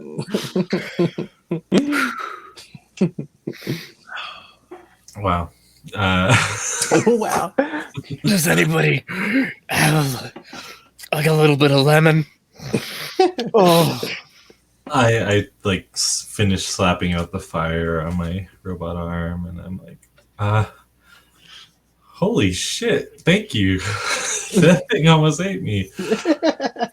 And then I ate it. The cycle of eating is complete, I say, and I just flop back, exhausted. Oh, Alonzo, someone who's had a lot of foodstuffs, recognizes that he is about 30 seconds from what's going to be called the mother of all pukes. So I'm going to extend just a little hint of my godly power and point him at the nearest restroom so that can be disposed of toilet-wise. I gotta go. And I run off. I pull some banaka out of my tool belt, and I'm like, okay, bye. I had you covered. Where are you going? You hear demon bits are about to hit the porcelain, and once they get flushed, they are going to recombine down beneath the city, but there's no avoiding that. The other option would be to just keep it in his tummy and explode, and we wouldn't want that. But I will say that these three have done a fine hit on this demon. Wait. Bam. They have done a fine bam pun, this demon. And left the city just a little bit safer for it. So well played, Sevra. Well played, you other two, for doing whatever minor part you had to play. I guess someone has to make the heat and someone has to eat the meat. Am I right? Yeah, I am. But I think right now everyone needs a little time to just sort of get their affairs in order. So why don't I pull away and look somewhere else? And maybe we'll hitch another scene in a minute or two. Oh my god. Fade to black. Touch of Tim Curry there. Oh, that is so hard. Poor God. You seem to have it. I know, but it looks exhausting. Oh god. It Don't get me wrong. I love that. You were love great this. at it. You're amazing, but Thank you. Oh. Wow. Well, one down. One day. Yeah, we only have to do like 9 more scenes like that. Minimum. Oh, okay. By the way, I was trying to look up tartar, and I literally Googled demon tartar as if that were a thing. You know, my grandmother taught me a recipe for demon tartar. This was actually when we were visiting her family on the south coast of... I was invested instantly. I was like, tell me. That story goes on for a long time Okay. for the SEO. Patreon tier. Yeah. Do we want to do another scene? I'm fine with it. How Oh, are you? fine with God. it. Can I just take like a quick Yeah, break quick real break. quick? Yeah. Quick break. Okay. Remember when I said we should do rotating GMs and you were like, nah. We're taking a quick break. We'll go 5 minutes. We'll be back in 5 minutes. Yeah. I need Okay. to get some water. Yes, Bet. thanks, Okay. everybody. All right.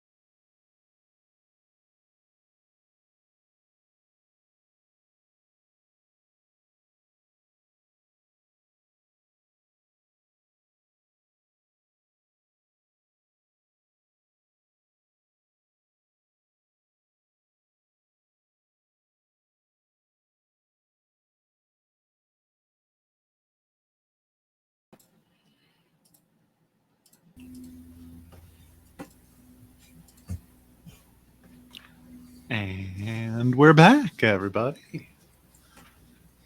Hello. All right.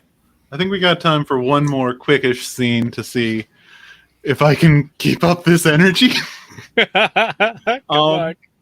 I realize, like, there are no rules for where the next scene goes beyond I get to decide. So, I boy, feel like we could see some soul crushing work. Yeah. we should see some soul crushing work. Oh yeah, no, this is going to be a really good opportunity to engage in soul crushmanship, and also, oh no, Sythana said she has to refresh really quick. give her a tick. Technical difficulties. I'm Okay, fine with well- going past 9 if we need to. A little bit. Yeah. Get back in your Okay, box. can you hear me? Pardon? Try again. Yeah, we Can you hear hear me? Is that working? Yes. Okay, Yeah. awesome. I think that this is going to be a bit of a consequence scene. I guess one of us did lose some very expensive property on the highway. So I'm going to say this is a scene for Alonzo.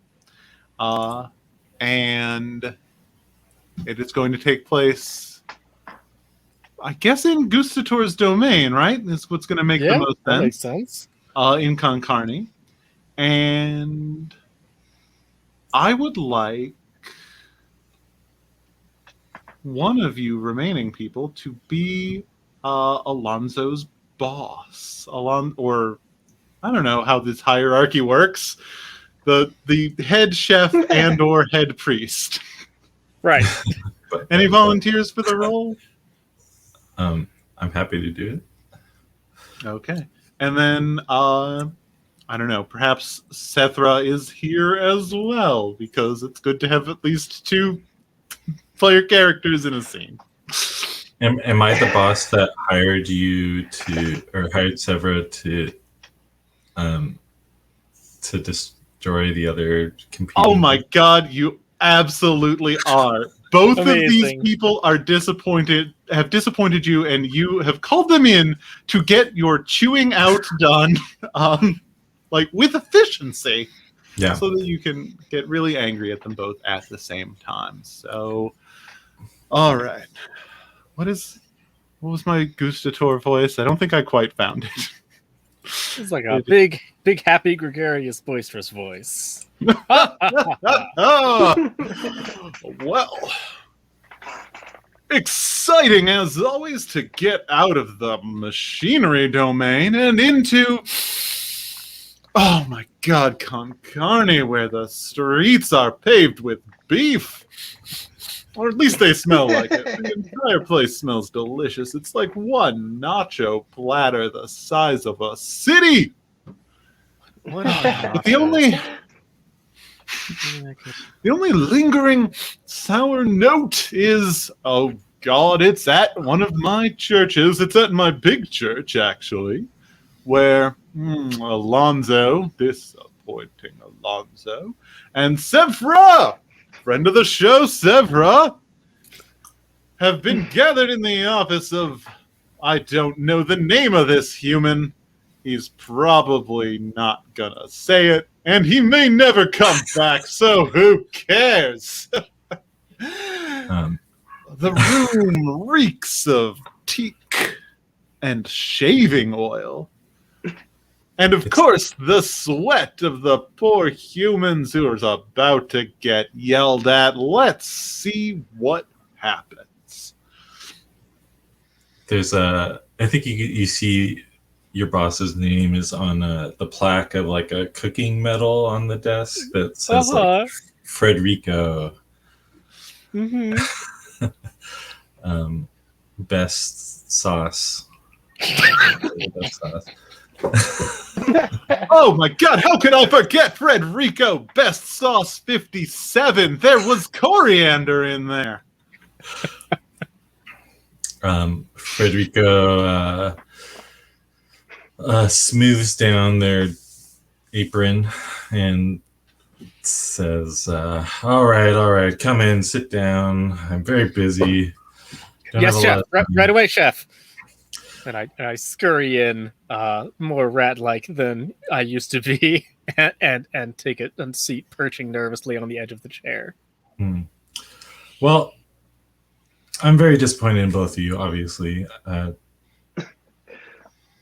Last night was we had a critic here, and of course we're going to get bad reviews. I'm working to try to fix that, but it's going to cut into our profits, and I'm going to have to get rid of somebody.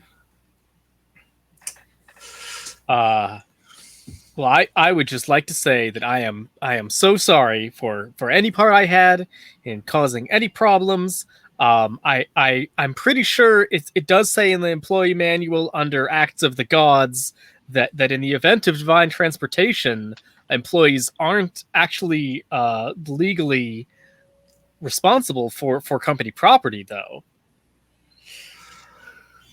Well, I'm not charging you legally. I'm not suing you. I'm just Okay, that's cool.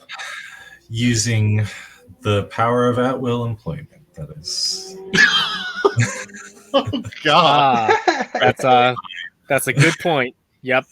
That's the smell I noticed. Frederico's room stinks of privilege. Well, since I hate firing people, I'm just going to leave it up to both of you to decide who I'm going to have to let go of. Whether that's one of you or someone else in the kitchen, I don't really care. Though it's definitely not the head chef because I put a lot of publicity behind him. Talk about a juicy moral quandary. I can feel it. You can really sink your teeth into this. Do you take the hit for yourself, or do you throw someone else under the bus? No, I should have used a food metaphor. Do you throw someone else onto the fire? I don't know. Let's watch and see how this one rises. I look over at Severa and we kind of have a quick prisoner's dilemma like communication via just our eyes. Like, Oh, and if you don't decide, you're both fired. Yeah. And there's the secret sauce we've been waiting for. There's a little bit of that spice. Bam!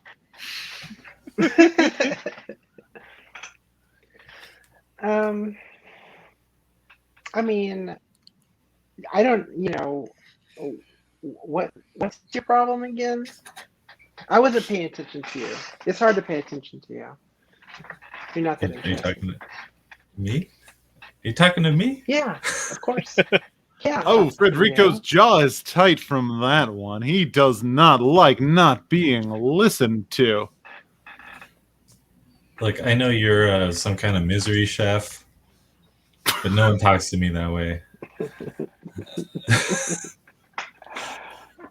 Well, I guess I just made it easy for you then, huh? I would never talk to you that way, chef. Never. I'm fine if you're in agreement that you want to get out of here. I'm not in agreement. And not get. I just paid. wasn't paying attention to what you were saying. Okay. By the way, Can you explain it? I'm on a to her? slight delay. There's like Sorry. a second delay or something, like a 2-second delay. So, I'm gonna be off on this. Gotcha. Alonso, Several is partially contained within the gods realm, where everything is just a little bit later. Alonso, why don't you explain this is it? an advanced form of irritating others. Yes, of course. Severa, we need to pick who gets fired because of the mistakes that we both made. And if we don't pick, we both get fired. So I think that since I have worked here for years and you're like a freelancer and you kind of have other side gigs you could do, you could maybe take the hit for me, like if you wanted to. If Sevra's wondering what that sort of bitter flavor in the back of her throat is, why, that's desperation. So thick you can crunch into it like a cactus. That's right. Have you tried eating a cactus? It's delicious. Yeah, I don't really care about you. I just wanted to make the boss feel bad. So Okay. what you tell me isn't going to be interesting to me. Yeah, I guess you're going to have to make a decision, boss. I guess you're going to have to actually do your job, boss. And rather than playing this weird fucking game, why don't you, do your fucking job? Hey! No need to get hostile. I have a great solution to this that will benefit everyone. Rat powers. Go! Ooh, get him! I am gonna go do my job, which is not dealing with the two of you.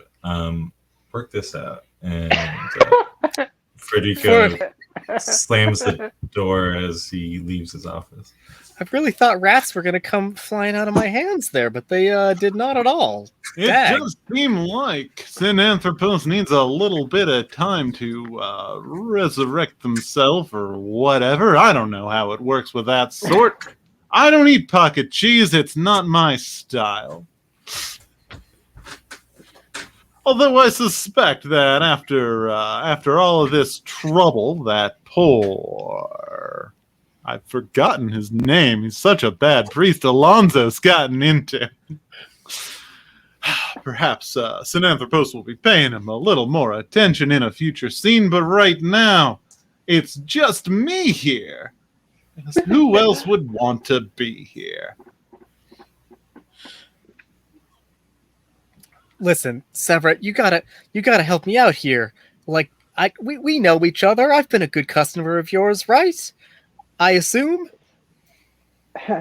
Why do you want this so bad? Why do you want to work for this person so bad? Well, I have this condition where if I don't eat, I die. And the only way that I can get employed is by working here, because I've taken a gustatory vow, and you have to finish your clerichood here, or they won't employ you anywhere else because you're a failed priest who has incurred the wrath of the gods, and like the coffee in the office cooler will start boiling and turning to blood if you're around. This is 100% accurate. It is a free service I provide, a kind of a value added, a little dessert, if you wish. Kind of a free scoop of ice cream on top of your life. So you're saying that you'd be kind of irritated if you weren't able to eat? Well, I think I would pretty rapidly proceed from irritation to pain and suffering and then death. So, like, I mean, I'm irritated now, if that's what you're going for. And, continuing to have this sort of fun, bantery workplace relationship that we have will definitely keep me irritated. If you want to try and figure out a way for us to both keep our jobs.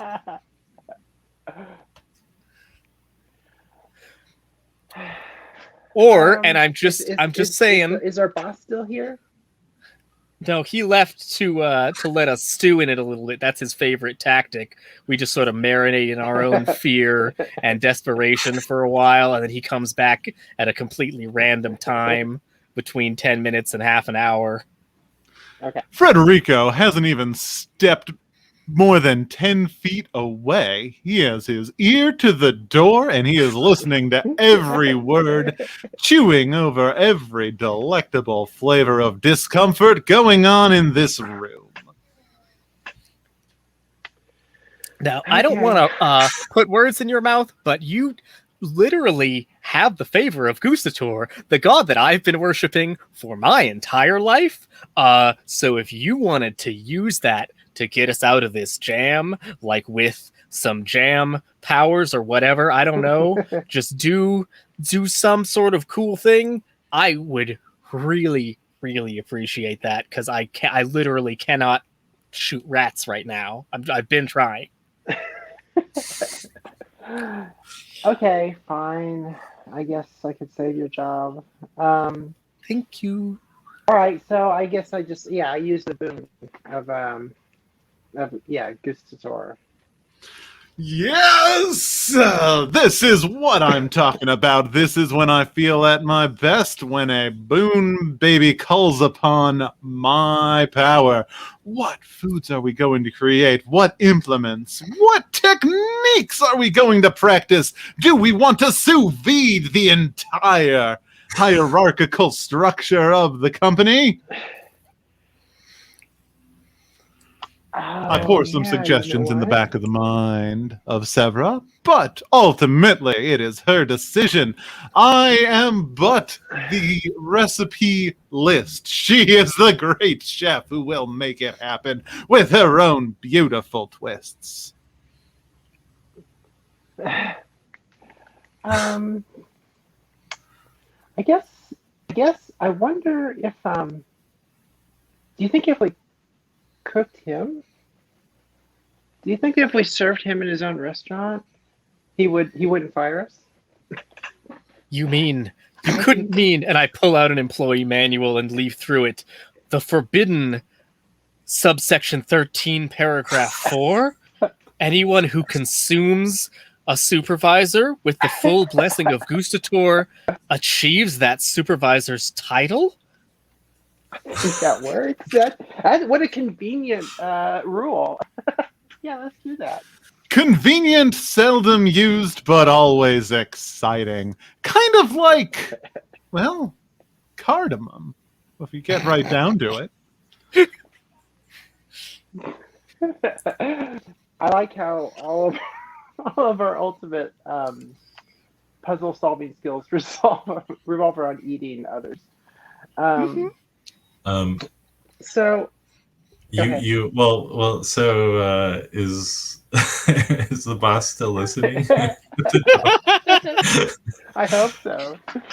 Yes, Frederico, whose ear has been to the door, is feeling a little bit of discomfort, a sort of a swell in the belly, which is a bit like too much ice cream, but can be more accurately summed up to fear. You hear Frederico like outside the door say, "Not Rule 13," and suddenly starts running away, footsteps clattering out of the kitchen. Get him before he's off company property.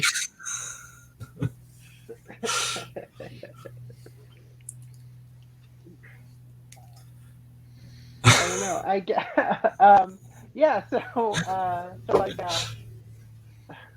don't know. How are we going to capture this guy to eat him, to kill him and serve him up? You've got all food Wait, Severa has all powers of food at her disposal.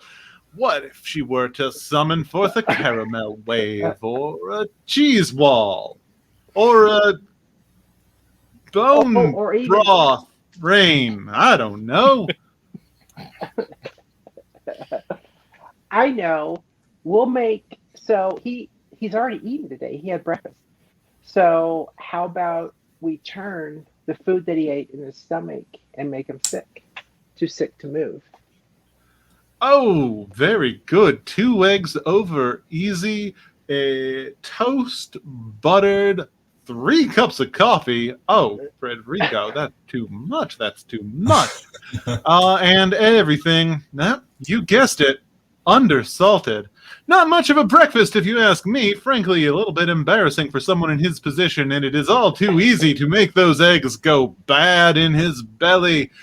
And he is, down to his knees in pain. Why does everyone end up barfing when we invoke the god powers? Okay, I've done my He's part. actually Now, dry why don't heaving. He you- can't even get it up. Oh, rough. Alonzo, why don't you go get him? He's like on the ground in pain. Okay. And I walk out and I'm like, it's cool, everybody. This is Article 13. And I just like kick him in the head to knock him out. This is all very exciting, but the next part is going to take a while, so I think let's cut to a scene that I prepared earlier. Fade to black. Gustator, why? Okay, so you're going to cannibalize your supervisor, and we are going to elide over that part. Seems good. But congratulations, you're now both a supervisor, I guess. No, I think it's Severa's deal. I just did the kicking. You just did the kicking. Okay, well, you do recharge your boon coin because you did suffer from consequences. Yes, I did. So congratulations. It's just like And- the Santa Claus. Think about it. Oh, okay. If you kill Santa, you become Santa. Okay. If you kill Santa and eat Santa, you become Santa. Yeah. Yes, yeah.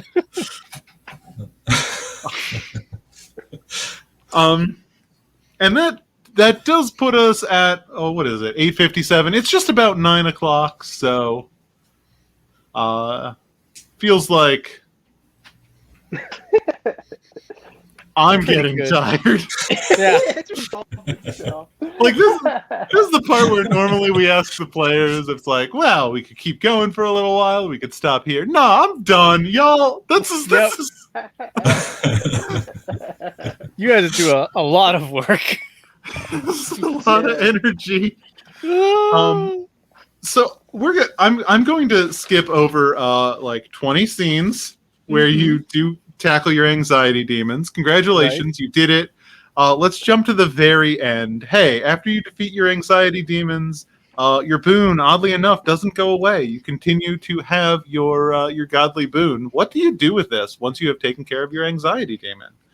Do you continue to fight for the people of Cloud City? Will you leave the capitalist hellscape, or will you use your superpowers to hustle harder than anyone else? So let's do counterclockwise. So I'm going to start with Orion, and then counterclockwise. What are you going to do after you've defeated your anxiety demon? Yeah, I use the power of weakness to retire early, and it's not a very good severance. I have to live in a like a mobile home, but it's fine because I don't have to work anymore. I can be really lazy all the time. I got a little workshop in there, or I can fiddle around and make stuff, and yeah, that's the power of weakness. You can just not do anything and have no ambitions, and it's Nice. great. Frankly, that does not sound bad. Yeah. Those Severo, without what great are- ambitions will not fail to achieve them. Sever, what are you going to do after you tackle your anxiety demon? I'm going to continue to irritate people and cause misery because it's awesome. Yeah, I use my superpowers to hustle harder, and and my new position in this weird restaurant thing. I actually use any employee that I have to. I put kind of get them in on the misery scam so that they won't eat me and take my position and just fuck with our higher ups and keep eating the higher ups until I become like the big boss. Mm-hmm. You just eat your way to the top. That's now that's the hustle. Yeah. Oh my goodness. You're like, I will be the soul crusher now. So good. Okay. And Alonzo, what of you? I think Alonso will he is going to try and carve up the 100-handed demon that he killed and sell it So I think he has retreated to the sewer to live with the kindly rats, and has set up a little business down there, selling different flavored demon arms. A little bit at a time. I don't think as food. I think they're like selling it for like, oh, this has medicinal properties. This one is magical or something. So he becomes sort of a weird con artist person living in the sewer. Wow, two of you really, really have disappointed me. No, he's happy about it. He likes Oh, being harassed. He likes being a con artist never- in the sewer. He never actually liked cooking food. You developed a taste for demon tartare. It's once you've tried demon, you don't go beaming. All right, y'all. This has been Soul Crushers. I love conceptually this first person GM as character in game. I think the rapid character switching is a little difficult. It's a lot. And it was hard for you, who is like an amazing and very seasoned improviser, which is saying something. Yeah. Yeah. So, I mean, you were really great in that. You were role. so great. That was so fun. Yeah. Thank I you. can't imagine You anyone made doing it. better. Yeah, there's a reason I said not it. Yeah. Yeah. Yeah. Oh, good times. Well, one day we may get to make a version 2 of this and see if we can rewrite it to take that burden off, slide it around, figure it out. But we will not be able to do that without your support. So if you go to patreon.com/unplaytested, is that it? You go to Unplaytested on Patreon, Yeah. and if you back us there, we will have periodic votes among our unplatrons to remake one of our games even better this time. And this one, I have to say, played pretty darn well, but I do want to change stuff now, so. Yeah. No, this one. This is one we're coming out of. I'm like, oh, I would like to keep going on this, but I won't. Mhm. It's the sort of leverage you hold over people, right? Yes.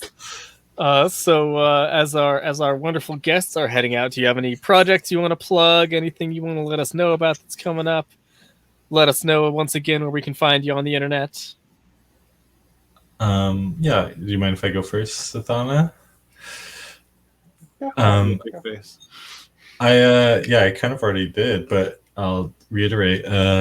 So I've been working on editing actual play videos of Campaign of City of Winter with Kira, and that's on the Heart of the Deernicorn YouTube page, and then YouTube channel, and then I'm also hopefully getting back to work on our podcast. It's called All My Ideas Are Bad. I make it with Sythana. It's a story game podcast where we interview a game designer and play their game together. And we'll either be getting back to work on those sort of episodes or this wave play, this radio drama that we've been writing. So one of those. Yay. That's all very exciting. Cool. And sorry. you can find me at Orion Canning on Twitter, Orion Canning everywhere. I just use my name. So Okay, yeah, and same. I mean, basically what Orion said about our podcast. Also, I'm working on a game I've been working on for a long time. It's like a, I guess maybe like a dark sci-fi indie RPG / story game thingy. But I'm going to be working on that a lot more this year, so I'm hoping to get that out someday.